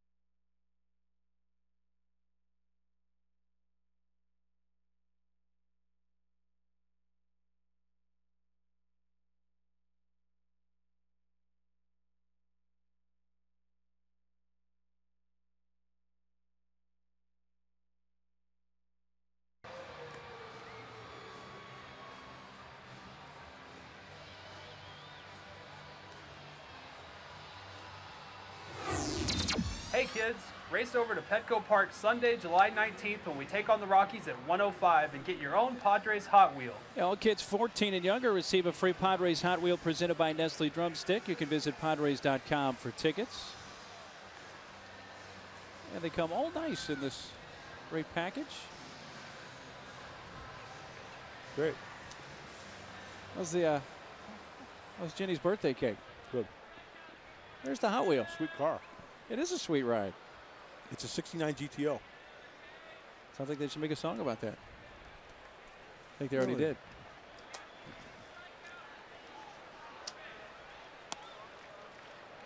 Iannetta leading off.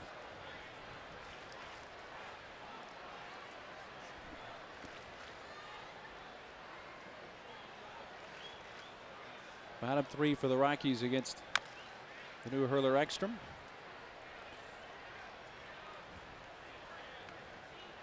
So 5 innings for Godin, 4 runs, only 1 of those earned, however.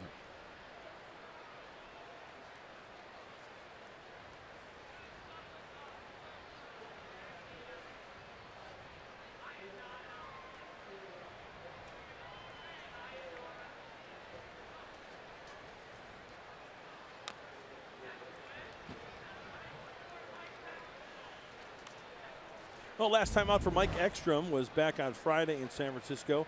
A nice outing by the Sea Lion from Point Loma Nazarene College. 3 innings. Did not give up any runs. He threw a 1-hitter in those 3 innings.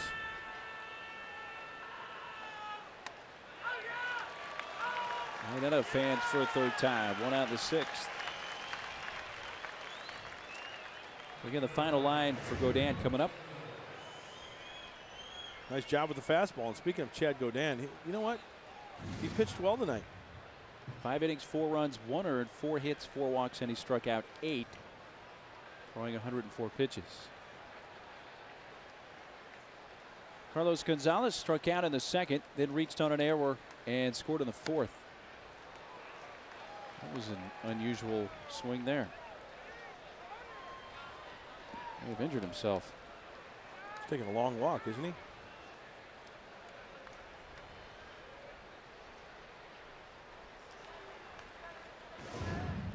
Well, let's check it out. Overextended. You see, yeah, he let go, and maybe he's favoring his right shoulder. Because after that swing, he kind of tested that shoulder.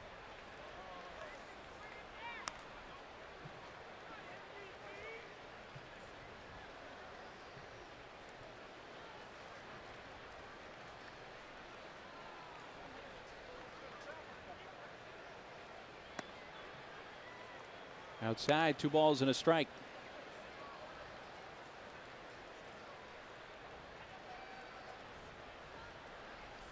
The joy a straw can bring, right?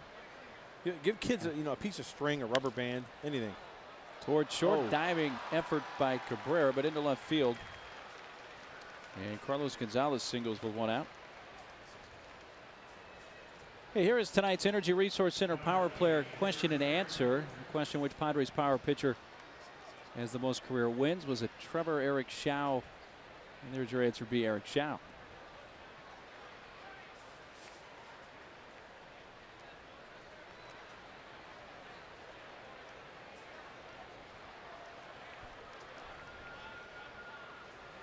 Dad helping him out.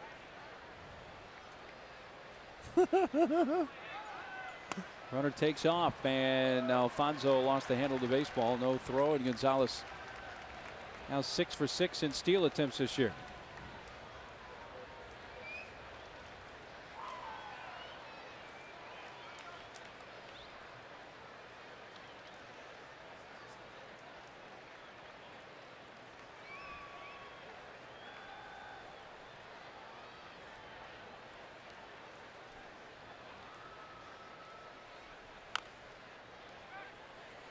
Coach swinging away, fouls it. 0-2. Walked with the bases loaded in the second, forcing in the first Colorado run, then a sac bunt laid down in the fourth, so he does not have an official at bat.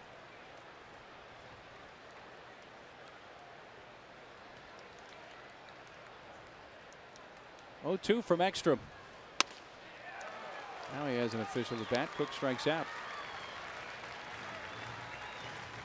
Couple of strikeouts here in the 6th for Mike Ekstrom. Seems like Mike Ekstrom is a little sneaky fast, huh? A little extra fuzz there, huh? Yeah.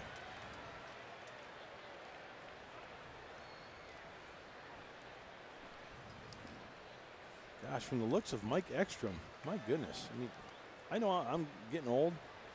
Isn't he like due for his next rubella shot or something? Or you get that when you're like 14? Look at how young he looks. You lost me after you said that you were getting old?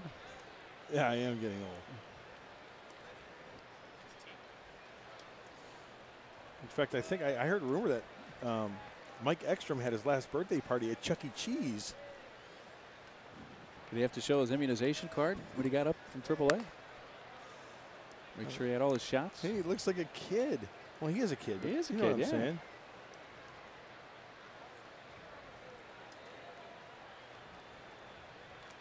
Good kid, Seed Lion.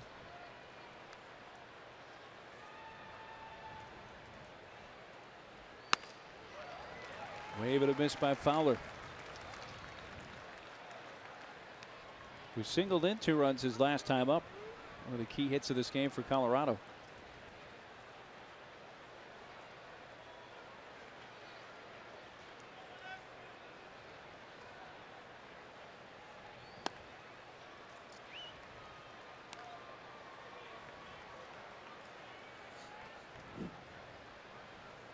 So Fowler 1 for 3 tonight, up to 23 runs batted in on the season.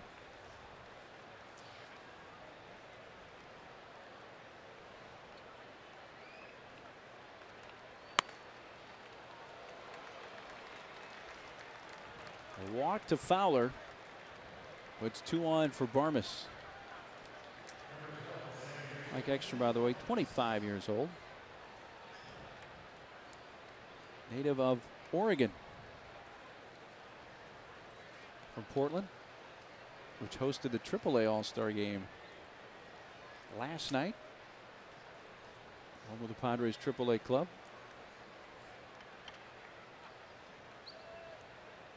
Barmes 0 for 3 and hits one in the air deep to left field. Headley retreating, and at the fence it gets out. 11th of the year for Barmes, a 3-run blast, and it is 7-1.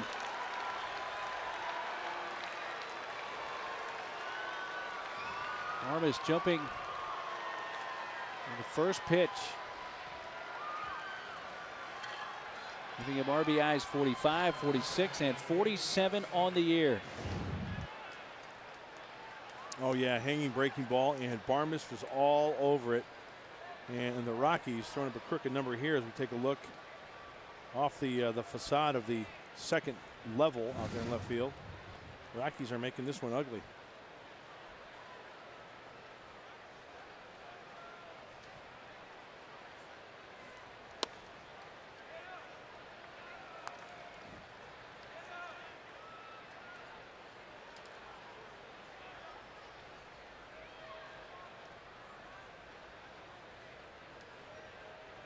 Two outs for Seth Smith. 0 for 2 with a walk and a run scored.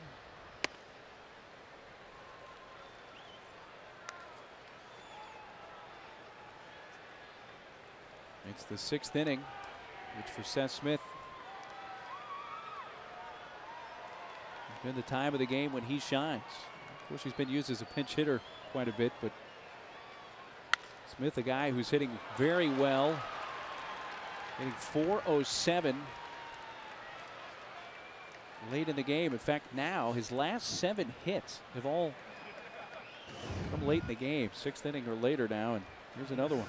You know, you make a good point, because when a guy has hits late, that means you're usually hitting off a good setup guy if you're winning, or if the other team's winning rather, or the closer. I've always liked his swing. Brad Hopp getting the day off. This was a planned off day for Brad Hopp because of the All-Star game and the break. So Jim Tracy, this was thought of, you know, well before the All-Star break. It was go do your thing in St. Louis and know you're not going to play in San Diego on Thursday.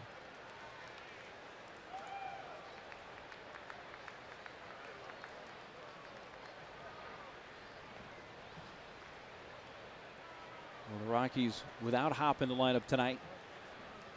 Up 7-1 here in the 6th, and Helton fouls it back. Helton 3 for 3, 2 doubles, a single and a run scored.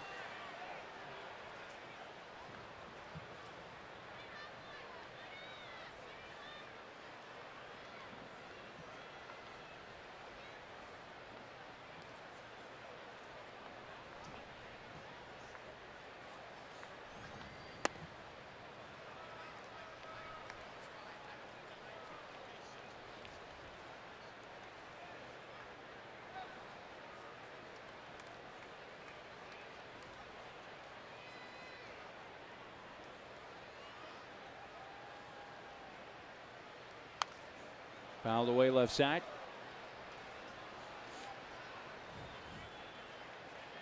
Well, they bumped the average up now with a 3 for 3 effort tonight to 326.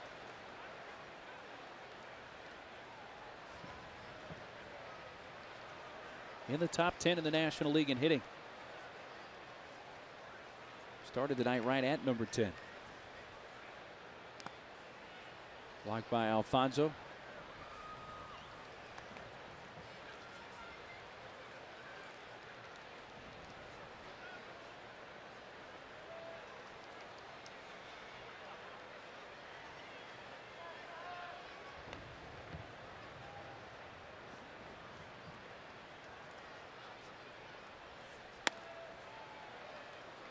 And strike 3 ends the inning.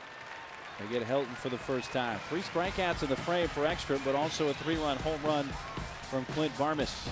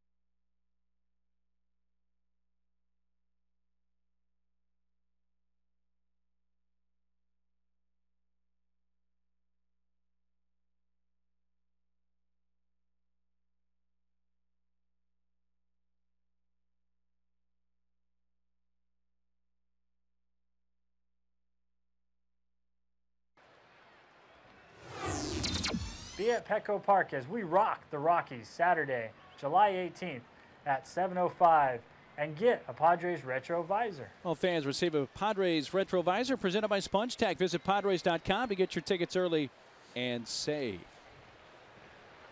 It's hard to wear with the See, you've headset. got a good visor head because you've got a full head of hair. I love visors. I think it's a great look, but I can't because I'm bald.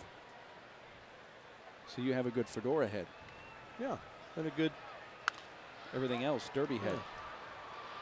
Adrian. So Rodriguez crowds out.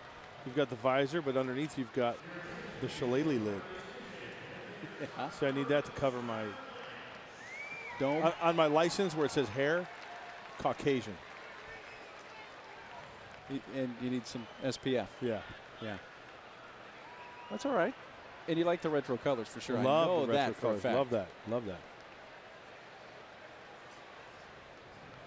So Luis grounds out. And Kyle Blank's batting for Ekstrom.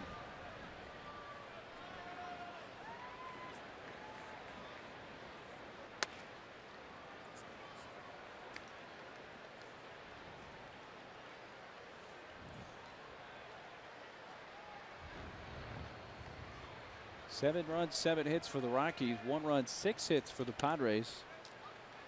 2 San Diego errors. Led to the first 3 Colorado runs being unearned.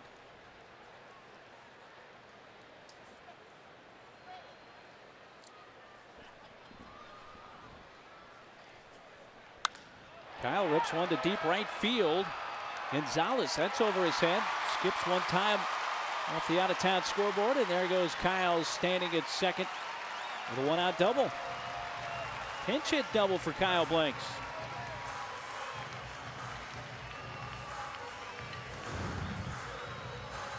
You've seen Kyle Blanks in batting practice smoke the ball to left field, go up the center of the diamond, but some serious pop.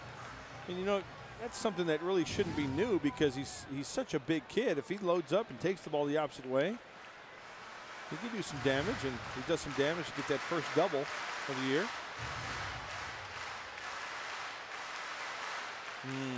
Popcorn. Popcorn and cotton candy? Oh my gosh. I don't know if I've ever seen that, and that's a little disturbing. For 2 things that are so innocuous like that, that's wow. That's not exactly peanut butter and chocolate. I've never, oh my. I've never seen that combo. Well, maybe we shouldn't knock it until you try it. No. Speaking of weird combos, went to the San Diego County Fair when it was in town. Ran across a friend of mine. They said, "Hey, have you had the whatever, the deep fried?" They've got deep fried everything there. Yeah, they have deep fried Snickers bars. They had deep fried bacon with chocolate on it. How awesome is that? Because bacon is awesome with everything. Well, yeah. Bacon makes it better. Just think what that does to your cholesterol level. Matters. Yeah, I knew that was coming.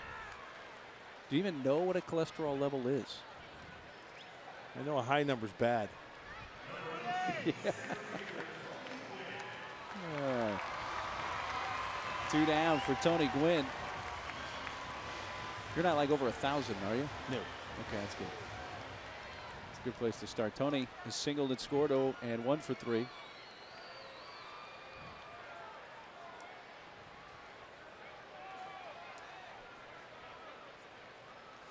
Well, one thing I neglected to say earlier in the game, remember Cook was getting some pitches up and he was getting hit.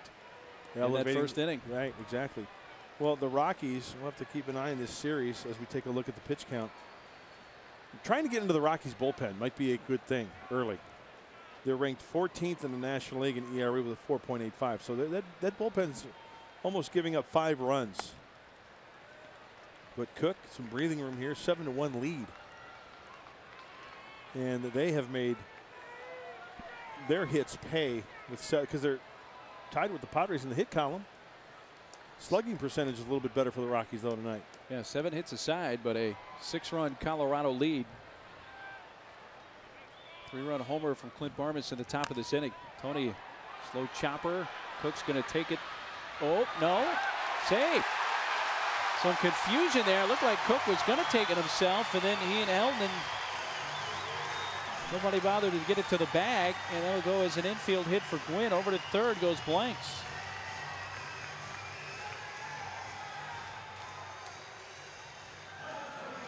I'm not sure what happened at the end of this play. I think Cook got caught in between. Should I take it myself or should I give it up to, if you take a look, you know, he was concentrating on the baseball. Watch him concentrate on the baseball. He's looking up to see Helton's not there. And by that time, Tony Gwynn is past the bag. I think Cook didn't realize how far he was away from the bag by the time he came up with the ball. He needed help at that point. Right. Goes as the infield hit. Runners at the corners, 2 away for Adrian. So with a 6-run lead for Colorado, let's see how Cook approaches Adrian here. He's walked him twice and fanned him once.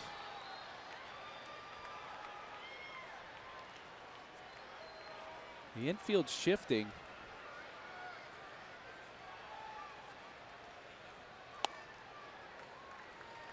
With as far as the third baseman Ian Stewart is off the line, Kyle Blanks could potentially get a 40-foot lead off of third base right now. If not more. Yeah. If not more.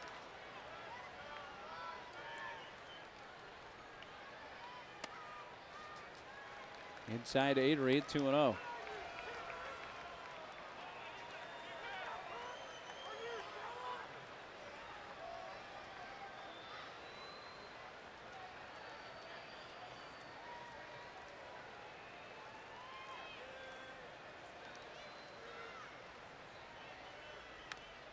A check swing foul.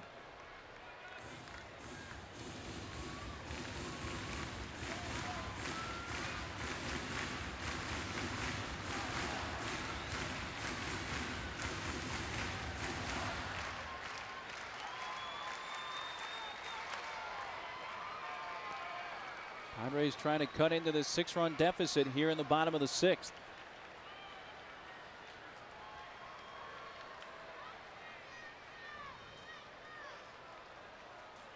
Adrian lines it towards center field. Fowler races in and makes the catch.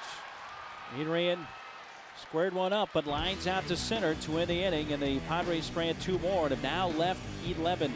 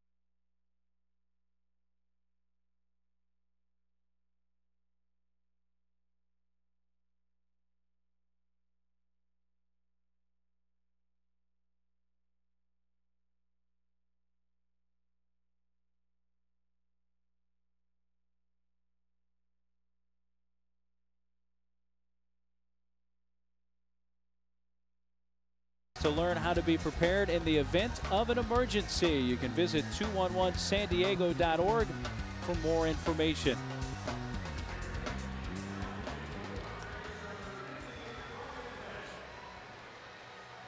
Ryan Webb is the new Padres pitcher. Last time up for Ryan Webb was in San Francisco. That was on Friday night. He threw an inning, gave up a run.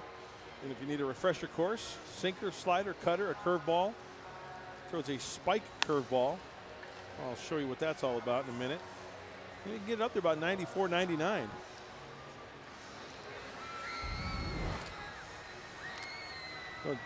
I talk about the traditional curveball.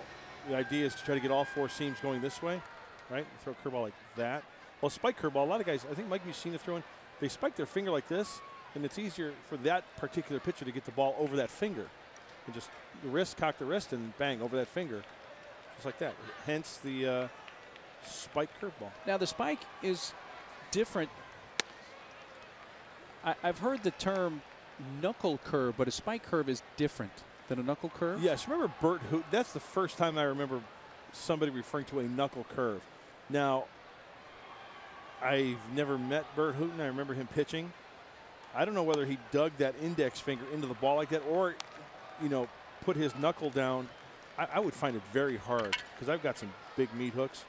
I mean, when you say knuckle curveball, you think knuckle on it. That's hard to. You can't control a baseball that way. So maybe it was like that. Maybe if somebody knows Happy Hooton, can maybe let me know. I'm thinking that a knuckle curve in reality is the spike curve, and people just didn't know what to call it back then. Maybe that. I think that's the case. You might be right. Yep. Because you're right. How would you control a curve with your knuckle in it like that, throwing it like partly like a knuckleball? Hit hard past Adrian down the line and right, and Tulowitzki on his way to second. That is a double for Tulowitzki. And that leads us to our comparison brought to you by Marvin K. Brown, San Diego's newest Mitsubishi dealer. And we talked at the top about how well the Rockies have done under new manager Jim Tracy. And Tulowitzki is your case study. I mean, his numbers have skyrocketed since the departure. Or we'll put it more this way. Since the arrival of Jim Tracy as manager. Tracy was on the staff, but since he took over as manager, wow. Big numbers for Tulowitzki. Back to his rookie year type numbers.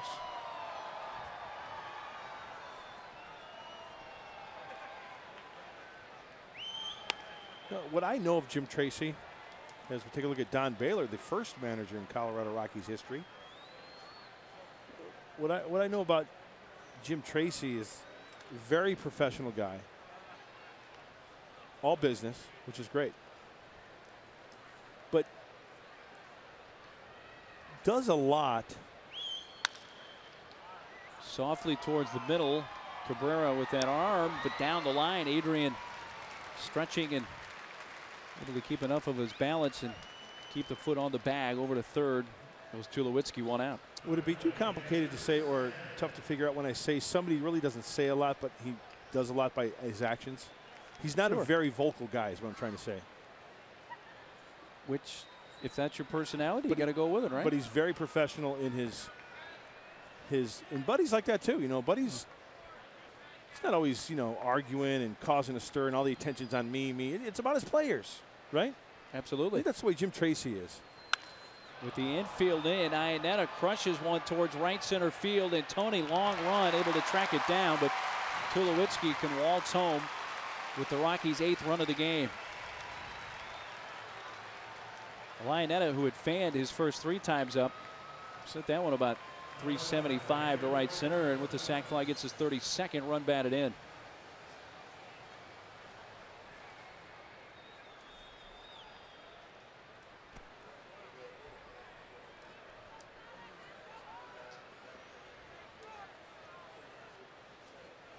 Carlos Gonzalez, the right fielder. Takes a strike.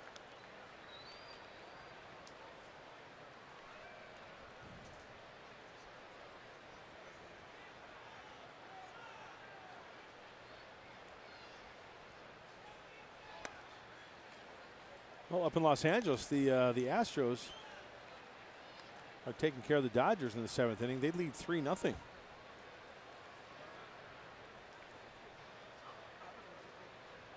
See what kind of second half the Dodgers have. Of course, tonight is the first home game for Manny Ramirez since coming off the suspended list.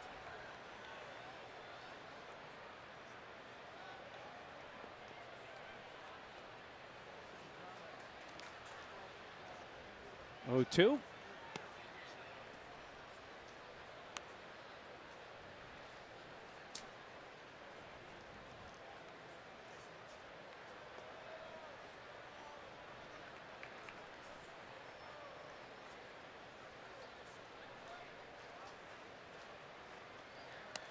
Way up high from Ryan Webb.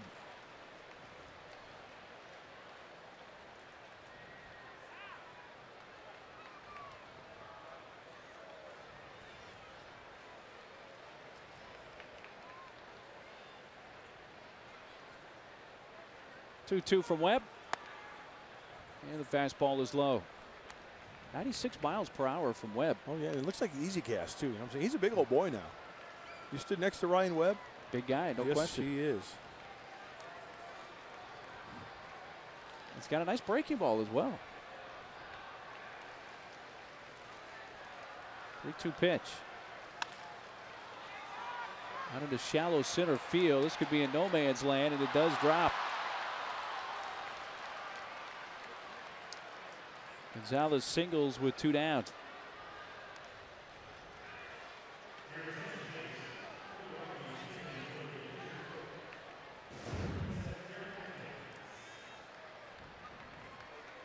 Well, just caught in between. Was he got a late jump or a bad jump? Or Cabrera went out a long way on that one.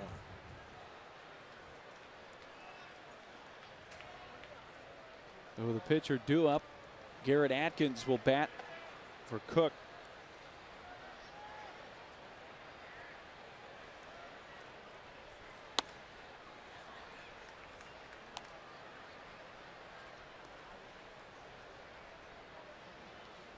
The average of .230 for Atkins. A guy who'd been their everyday third baseman is scuffled at times this year.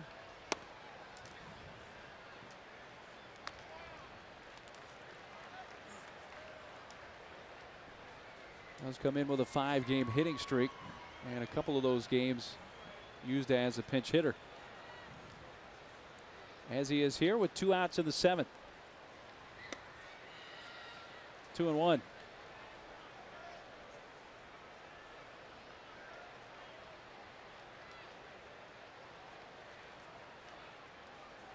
We're not too far away from the trade deadline, and we're not here to start rumors, but this is a guy whose name. Come on. This is a guy whose name was always out there for a long time. Absolutely. Third baseman Kevin Kuzminoff throws out Atkins to win the inning. Rockies out a run. It's time to stretch at Petco Park.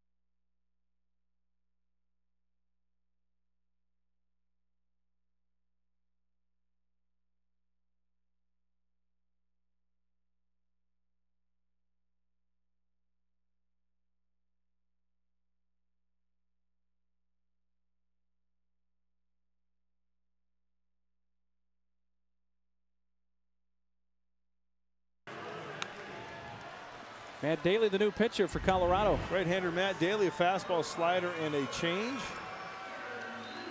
This guy tries to stay out of the heart of the plate and changes speeds quite a bit on all of his pitches. Fastball about 89 to 93. Low 3/4 arm angle. Got 7 runs to work with.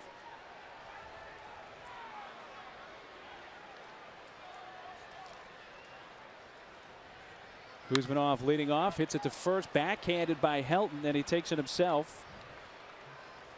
One gone.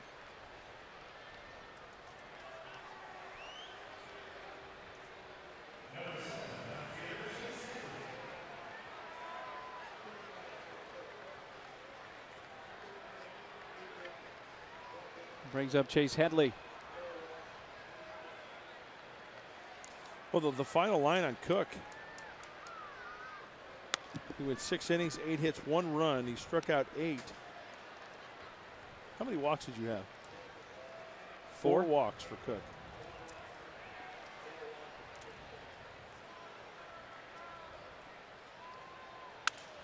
Breaks his bat, floated left side. Stewart charges and makes the catch.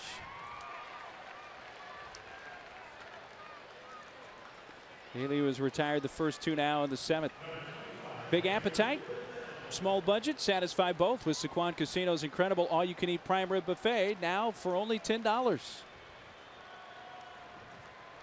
Well, we talked about Aaron Cook in his outing. Well, this outing, this start for Aaron Cook was his 9th start here at Petco Park in his career, and he has not allowed more than 2 runs in those starts. You think he likes pitching here? Yeah, I think he likes it a lot.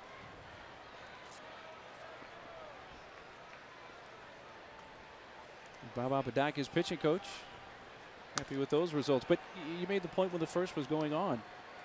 You got to get him early. Oh, they had a chance. I mean, let's face it.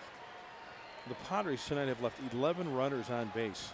3 in the first, 3 in the third, 2 in the 5th, 2 in the 6th. Many opportunities. You'd foul by Will, who has singled, walked, and struck out 1 for 2.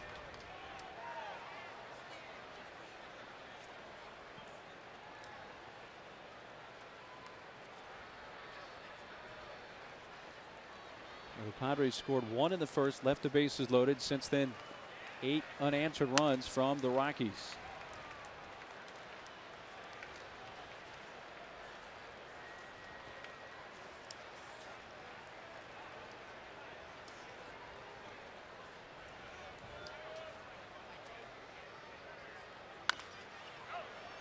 To his left, second baseman Clint Barmas. Padres go down in order for the second time. At the end of 7 for Petco Park, it's 8-1 Colorado.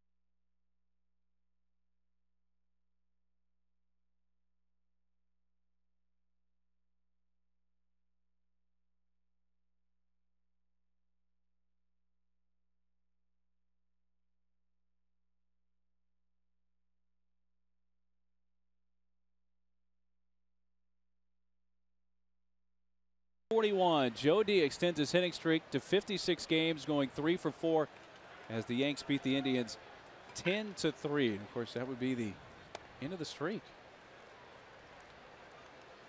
And the next day, he started another streak. He did, and he hit what, like 13 to like 14 or 14 to 15, something like that. 15 or 16, yeah.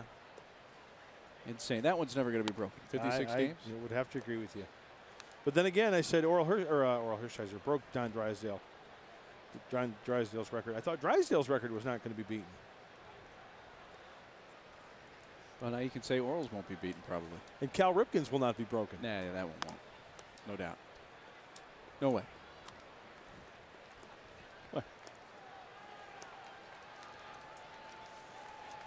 Dexter Fowler has singled in 2 runs, scored once. And you know what? If Steve Garvey knew how to slide, he'd probably have a streak of over 1,000 games. No, it was too late in his career. I say that. Because remember Garv, he slid in the home plate. He slid in the home plate. And he broke his thumb. Right.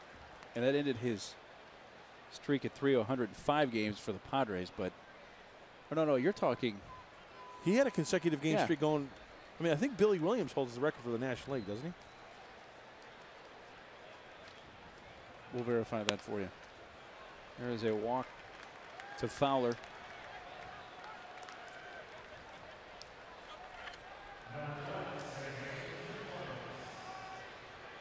Leadoff man is on in the 8th, and it brings up Clint Barmas.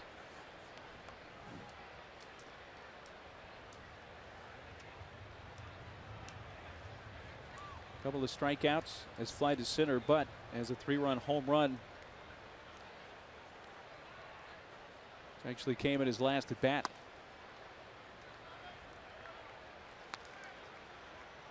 He's the 11th home run of the season.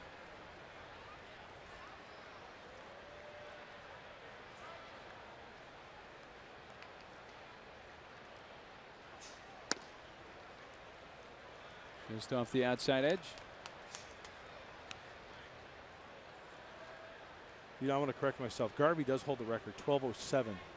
Billy Williams, he broke Billy Williams' record. That's what it was. He broke Billy Williams' record of 1,117. Well, Darren Balsley out. Adrian came over. Alfonso out there. That's a lot of games. Yeah, it's a ton of games. But that was still only, what, not even halfway to what Ripken finished at. And Adrian right now is the active leader in Major League Baseball with 296 in a row. Wow.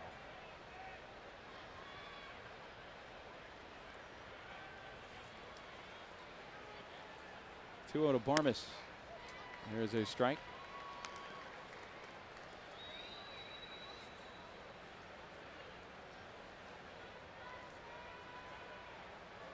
Nobody out in the Colorado 8th.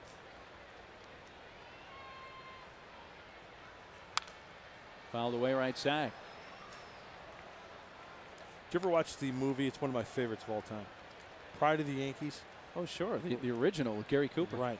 And which Babe actually Ruth Babe Ruth played himself. Yeah. And Bill Dickey played himself. Right. Great movie. And if you're a baseball fan and you haven't rented that, watch it. It's great. If you recall. Past Webb. Rodriguez, quick shovel. Cabrera.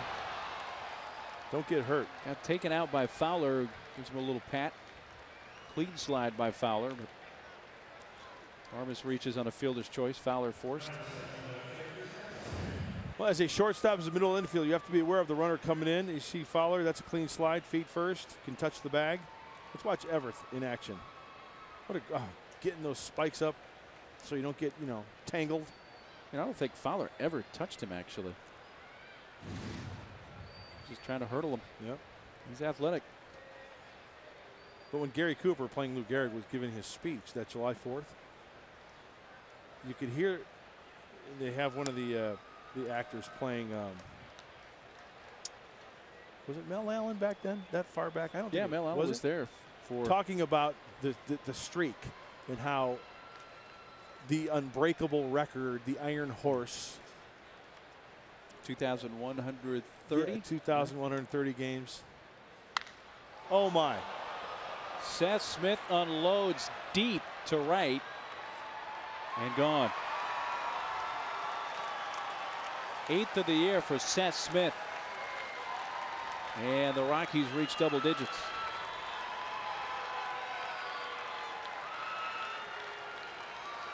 RBIs 24 and 25 for Seth Smith.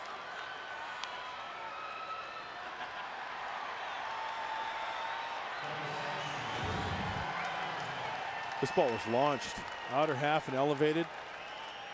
Seth Smith, he's got a beautiful swing.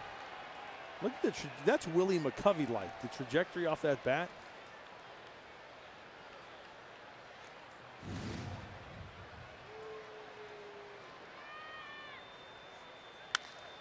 Todd Helton drops one into left center field for his 4th hit of the night.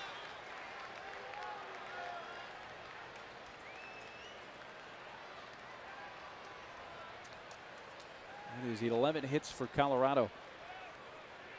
Hey, Padre fans, the Padres invite you to join Sunday Breakfast at the Park. It begins this Sunday, July 19th. The Padres offer specialty breakfast items at select concession stands.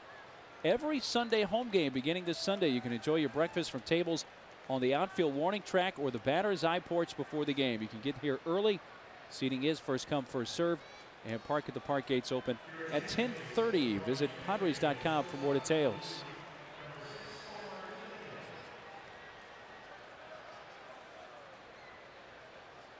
Omar Quintanilla will bat for Tulowitzki.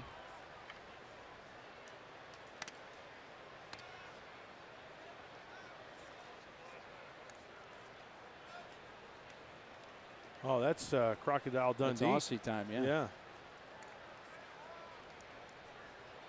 And Mick Dundee. Good, Mike. You know, that Pride of the Yankees, that movie was done, I think, within a year of Gehrig. Really? Gehrig actually dying. Yeah, it was done in a short period of time after his death. It's an emotional film, too. Oh, very much so.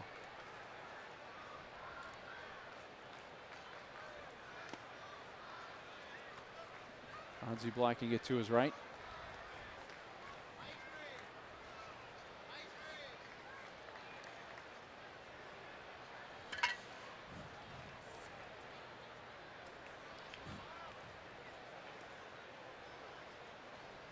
Quintanilla batting for Tulowitzki here in the Colorado 8th. Foul left side. Up into the seats.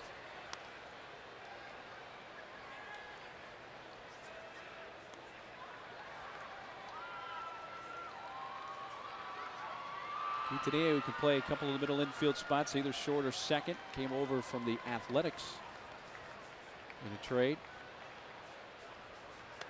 Up and away from Webb.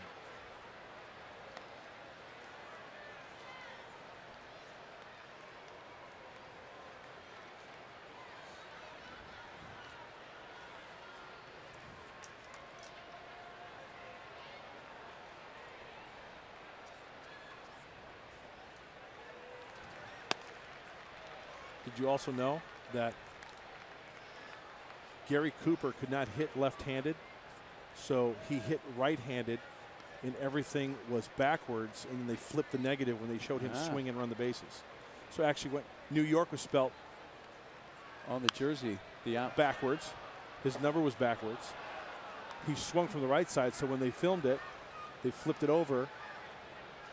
Because when he hit, he ran from home to third in the second because he couldn't hit right-handed or left-handed. That I didn't know. Yeah. Now, of course, Ray Liotta, playing Shoeless Joe Jackson at Field of Dreams, just batted right-handed instead of batting left-handed. See that I didn't know. Jackson. Shoeless Joe Jackson. See the things I learned from you. Right back at you, partner. I didn't know that Gary Cooper couldn't hit left-handed.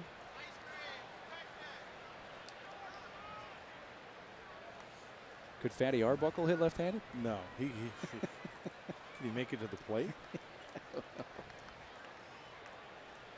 It was a 3-2 to Quintanilla.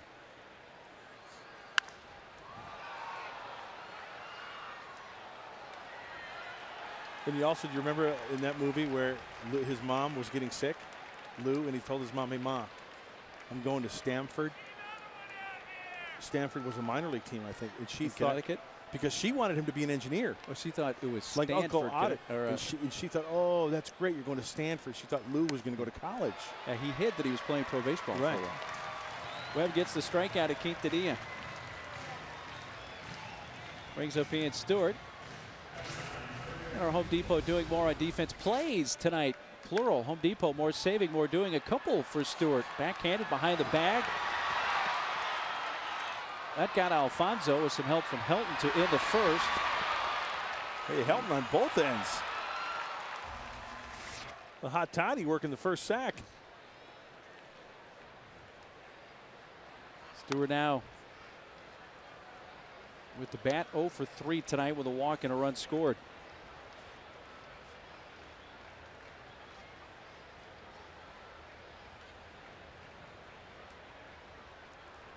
Helton on at first with 2 outs in the Colorado 8th.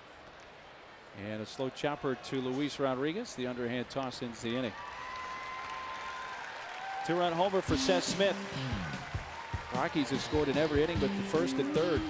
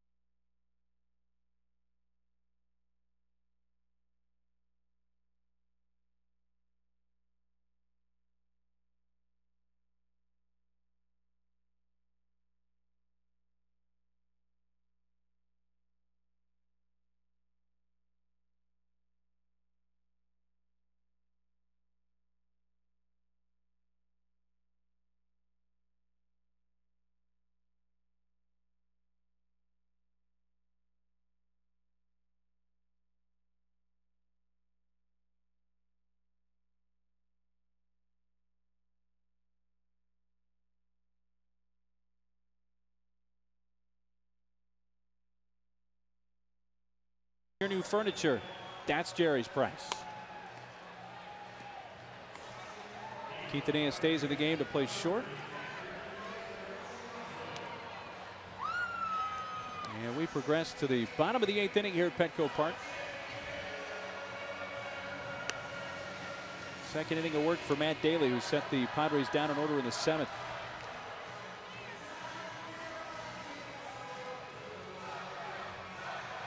Rookie season for Matt Daly. Spent a little time on the disabled list earlier this year. Involved in a freak injury. You talk about freaky injuries. Lay it on me. Gave up a base hit where he had to come back and cover home plate. Had to back up home. Right.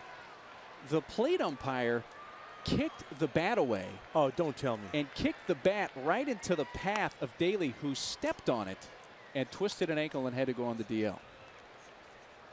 That's freaky. You talk about bad luck. That's terrible luck, isn't it? Hate to hear stories like that. Alfonso leading off, hits one. That's a Joe Carter foul ball right there if I ever saw one. Way up into the third tank. He almost hit it out of the ballpark. Yeah. And from the left side, it's Mike Laga who hit one out of Busch Stadium. Look at this. Look at this ball. You know, Mike Laga, though, actually hit his out of Busch Stadium almost actually behind him. Yeah, it was unbelievable. I remember seeing that, hearing about it. Well, the A's of that one at least pulled it.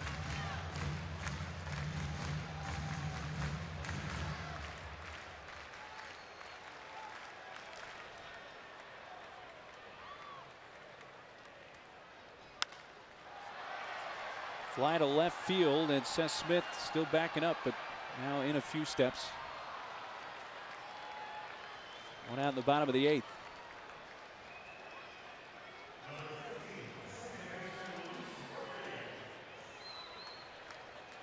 An injury to Daly occurred May 17th at Pittsburgh. Left foot sprain. He stepped on the bat, discarded by the plate umpire.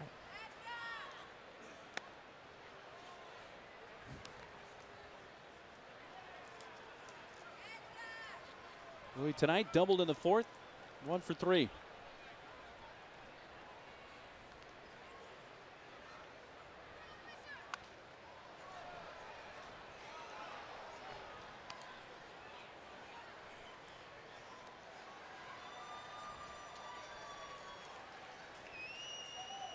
Padres scored the game's first run in the first. RBI single for Kuzminov. Had a chance to put up a crooked number in the first, but did not. Left the bases loaded. Since then, all Rockies.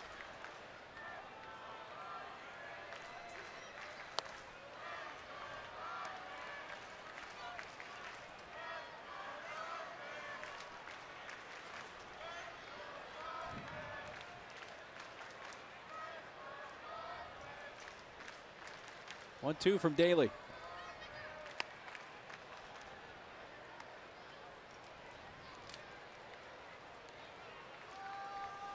Worst baseball movie of all time. What do you got? Worst baseball movie of all time.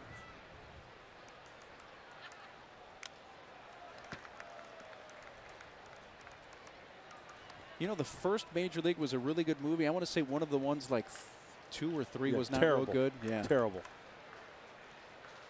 You know who I thought was really tired of playing Babe Ruth was John Goodman. Bad Babe Ruth. Never saw him playing Babe Ruth. Bad. Of course, William Bendix back in the day didn't exactly have Ruth, the real Ruth down. There's only one Babe Ruth, huh? Absolutely. Babe Ruth, who played Babe Ruth and prior to the Yankees. Now, after watching that movie, prior to the Yankees, where Babe played himself, doesn't he seem like a cool dude to hang out with? Oh. I mean, personality. Remember, I'm on the train with the guys playing cards, and remember he got his new hat, new straw hat, and they made Lou take a bite out of it. This is one of my best one, boys, so don't mess with it, right? So he takes out his hat. One of his teammates reaches across where he's playing cards, takes it, and they pass it around. And they pass it to the rookie Gehrig, and they say, "You're not one of us unless you take a bite." He takes a big bite out of his straw hat. And then the Babe loses it.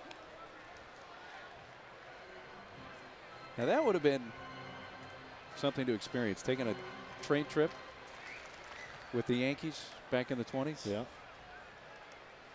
Take a bite out of that one. And then the famous story about Babe on the train. You know, the sports writers traveled with the players back then on the train. And they'd have the dinner car, the bar car, and then the sleeping quarters. 2 sports writers are sitting at the bar car, right, having a social sparkler. They see Babe Ruth run through. This is a documented story. Run through the bar car naked. Okay. About 10 seconds later, there's a woman chasing him with a knife. The one sports writer says to the other guy, "Did you just see that? What just happened?" You know what the other sports writer said? "I have any idea what you're talking about." It's a different day and time now, huh? They just ordered another round. Babe being Babe. 3-2 to Luis Rodriguez. So that's documented, huh? Yeah.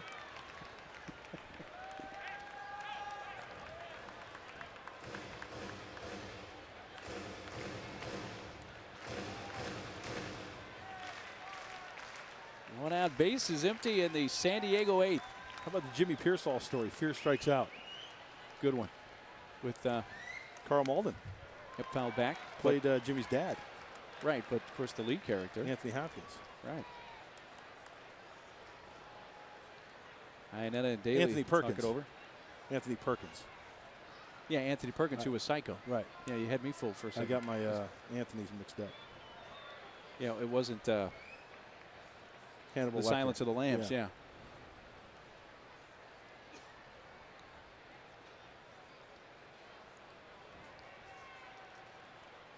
Another 3-2 pitch. And another foul off the bat of Rodriguez.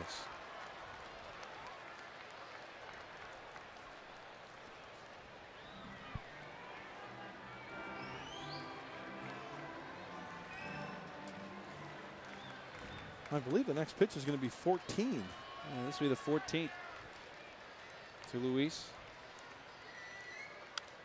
He's going to see another one. What in the Luke Appling is going on here?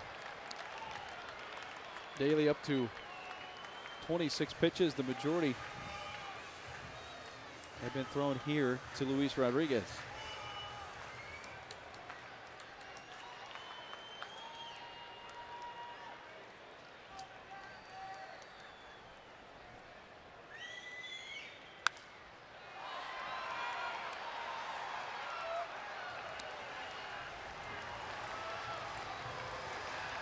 Willie Rodriguez.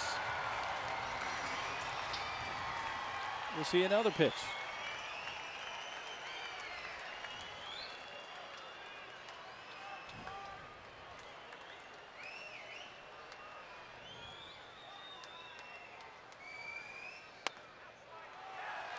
Louis sees 16 pitches before walking.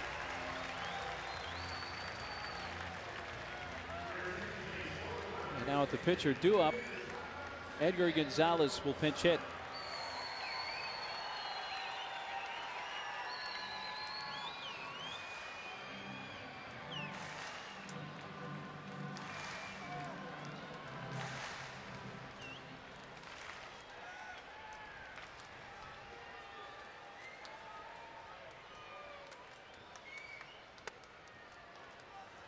Low strike, 0-1.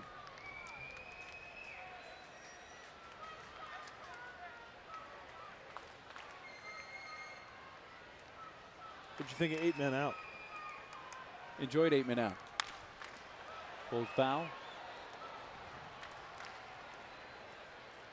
Makes you think about other important series prior to that that may have been fixed that you just never know about. Yep. And not only in baseball, but in other sports. Down in the dirt. How about Ionetta behind the plate? It's 10-1. We're in the bottom of the 8th.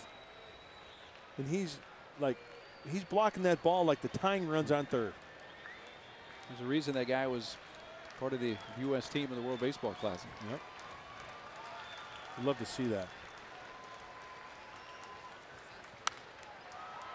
To the right side of the second baseman, Barmas. 2 down.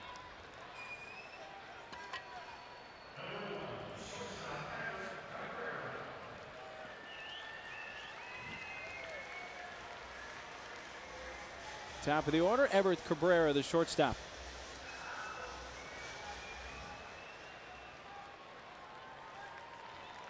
Everett fanned his last time, his flight out twice and also grounded out.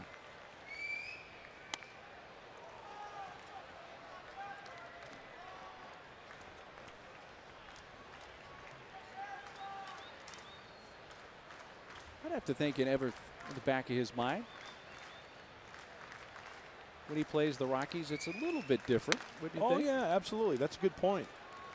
I know when guys get traded and they're in the same league, they get traded. And they want to step it up. There's a little bit extra maybe that they want to try to prove. Absolutely, no question about it. No question, though, that the best thing, nice play by a fan down below. But the best thing that could have happened to Everett Cabrera is what happened, the Rule 5. Absolutely.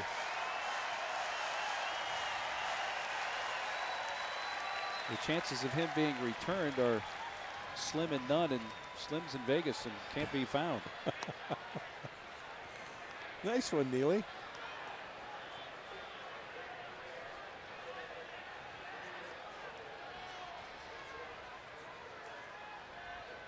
Or you can go, chances are slim and none.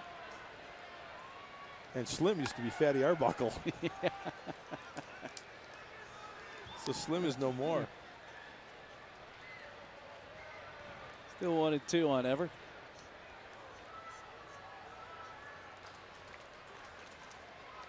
Where do you go to get silent movies to see how Fatty Arbuckle applied his trade back in the day? Oh, that's a good question. Right center field, and Fowler coming in, but that's going to drop. Running on contact with 2 outs. Luis goes over to third.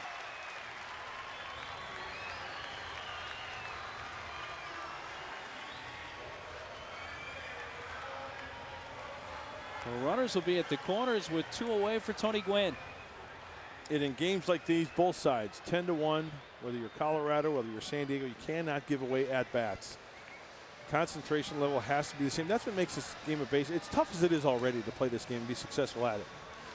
And it's tough also to keep the same concentration level, whether you're winning or whatever side you're on, 10-1.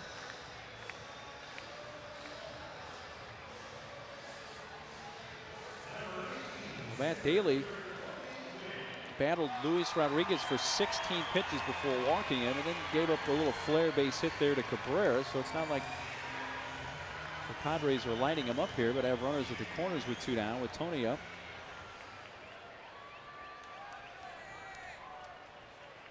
Daly, though, now approaching 40 pitches through an inning and 2/3 of relief.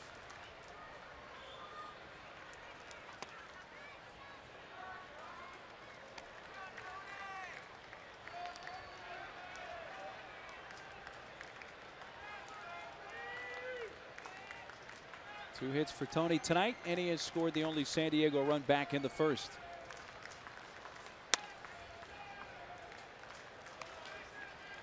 Two 2-0.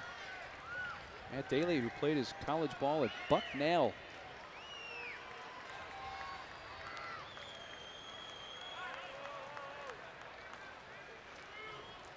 Most famous pitcher out of Bucknell ever?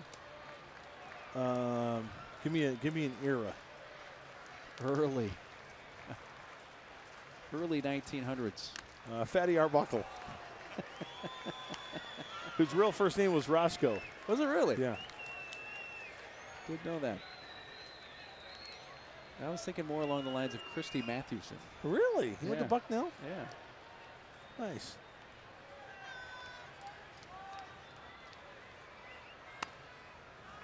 Outside from Daly, 3 balls and a strike.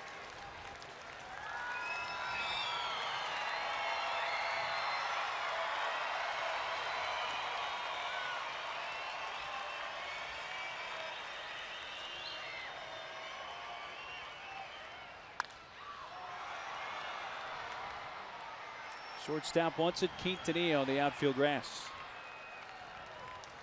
2 men left on. That's a baker's dozen. 13 stranded by San Diego.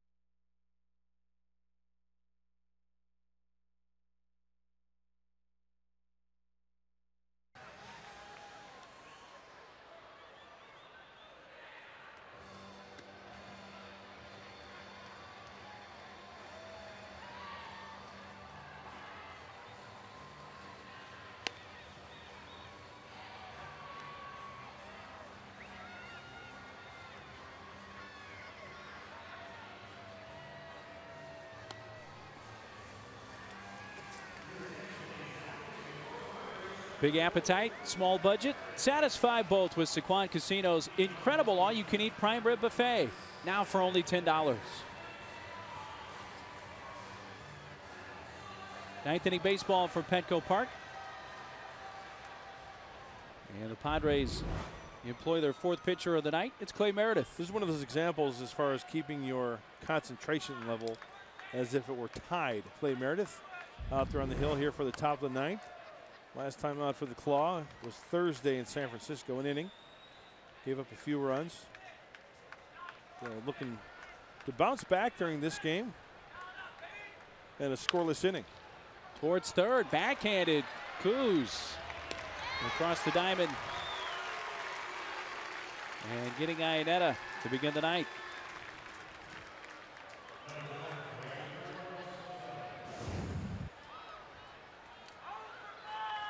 Oh, that seems like it's one of the tougher plays for any shortstop, third base, whenever the backhand short hop.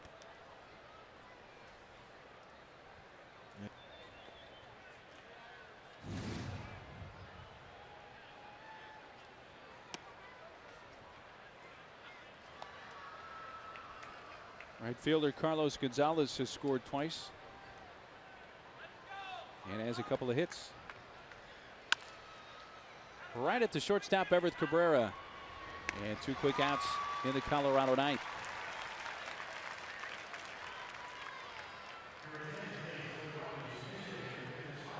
That Daly spot comes up. And Ryan Spilborghs will bat for the pitcher.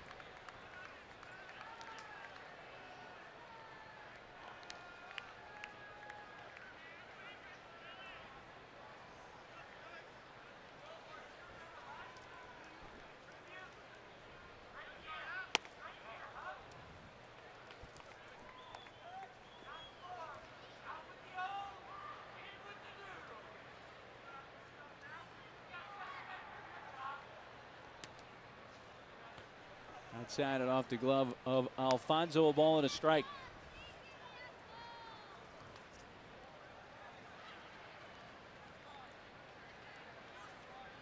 Ryan Spilborghs, who's a .343 career hitter in the month of July.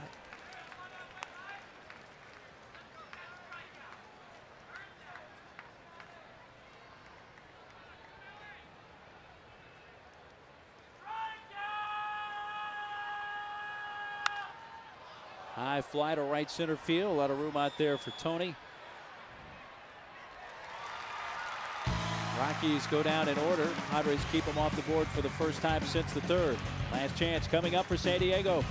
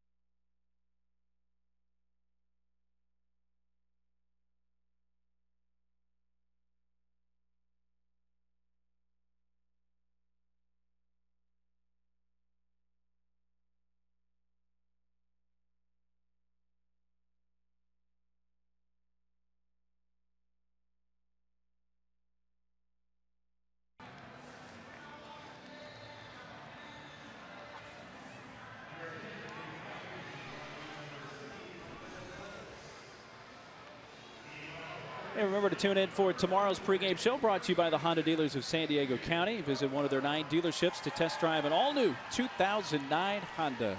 6:30 tomorrow night for the Honda dealer pregame show. Ubaldo Jimenez tomorrow for the Rockies against Josh Gear. And new pitcher here for the Rockies, just off the DL today, Manny Corpus. Yeah, this is the perfect opportunity for Manny Corpus to get back out there with a 10-1 lead. Jim Tracy, you know, just to make sure everything goes all right. Not a pressure situation, so get an inning work here.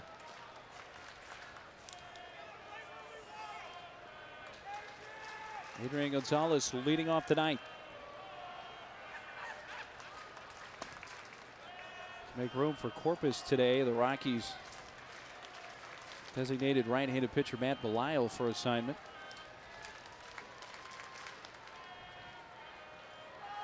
Corpus was put on the disabled list with right elbow bone spurs on June 20th. Ooh, that's not good.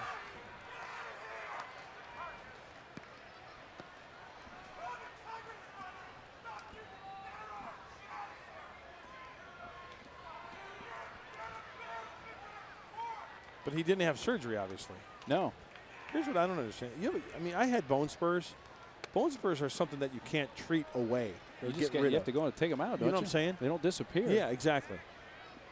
And I guess it's one of those situations where you just, I don't know.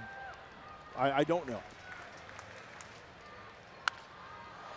I don't know, build your arm strength up in a certain way to where you can overcompensate and it doesn't come back and bite you. And then get them taken out at the end of the season? Yeah. That's your only option then, right?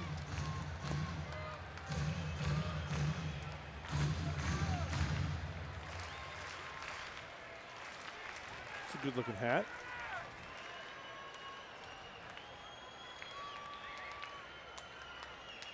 Three-two.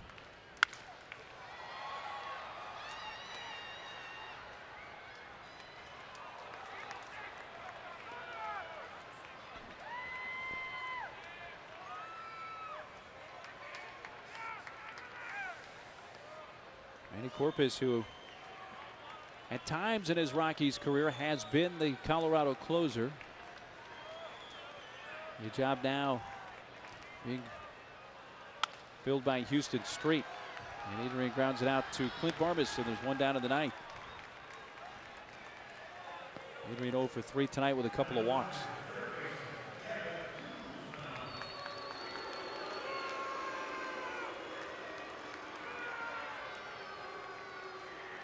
Brings up Kevin Kuzminoff, who singled in the lone San Diego run in the first. Since then, all Rockies. Kuz 1 for 4.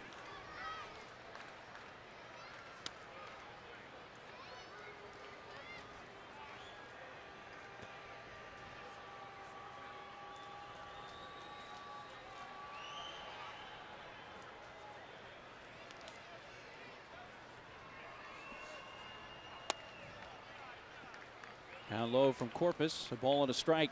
Can I say my piece about something? Nobody's stopping you. What's the topic? Well, the streak, the consecutive game streak. And this is just one man's opinion, all right? So take it for what it's worth. You can tell me to go do you know what, whatever. I think it's a day and age now where guys need certain rest because the bat slows down, the body slows down. And how do guys get hurt? If they're fatigued, if they're overly worked. Right. I'm just speaking for me. I couldn't do what Adrian's doing right now. God bless him. He's talented. He's the Major League ball player. That's great. But when this is a valuable commodity right here. Arguably the team's most valuable. So take it for what it's worth. Criticize me, whatever. That's just what I wanted to say. Popped up out of the shallow center, and the shortstop Quintanilla makes the catch. Well, Buddy talked about it before the game, suggesting that Adrian's going to get some time off in the second half. You know, I don't know how big a deal the team record for consecutive games played is. Perhaps we'll find out. Right.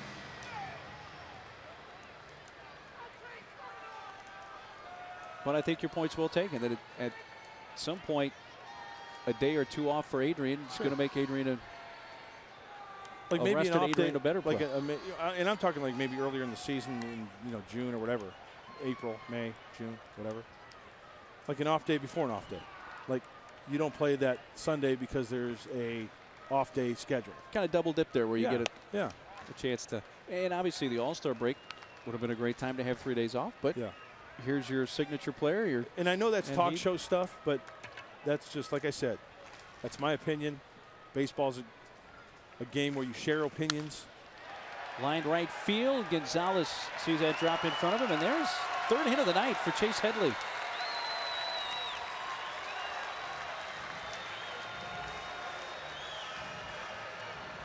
The Chase is on with 2 outs here in the ninth. Well, Adrian got 2.5 hours of sleep before the home run derby. Oh, he's good to go then.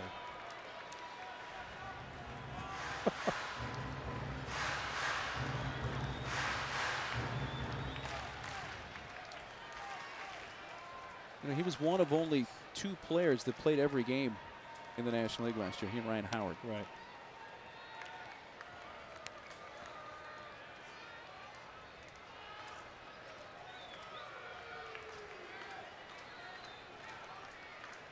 And you know what? Adrian may want to play every day.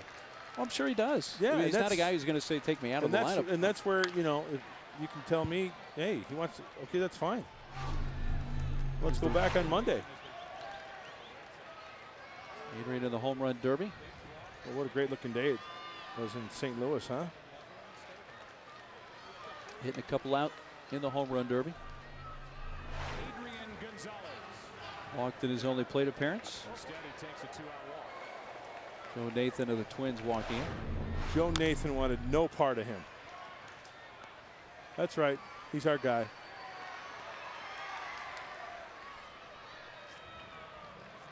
And Heath pitching an inning as well.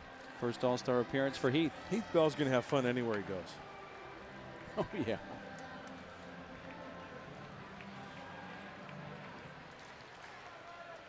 Two very different personalities there, huh? Heath and Adrian. You know what Heath Bell guy. would be great at? Picture this. He'd be a great elementary PE coach. Out to right center field, and Dexter Fowler makes the catch to win the game, and the Rockies win it 10-1 and take game 1 of this 4-game series.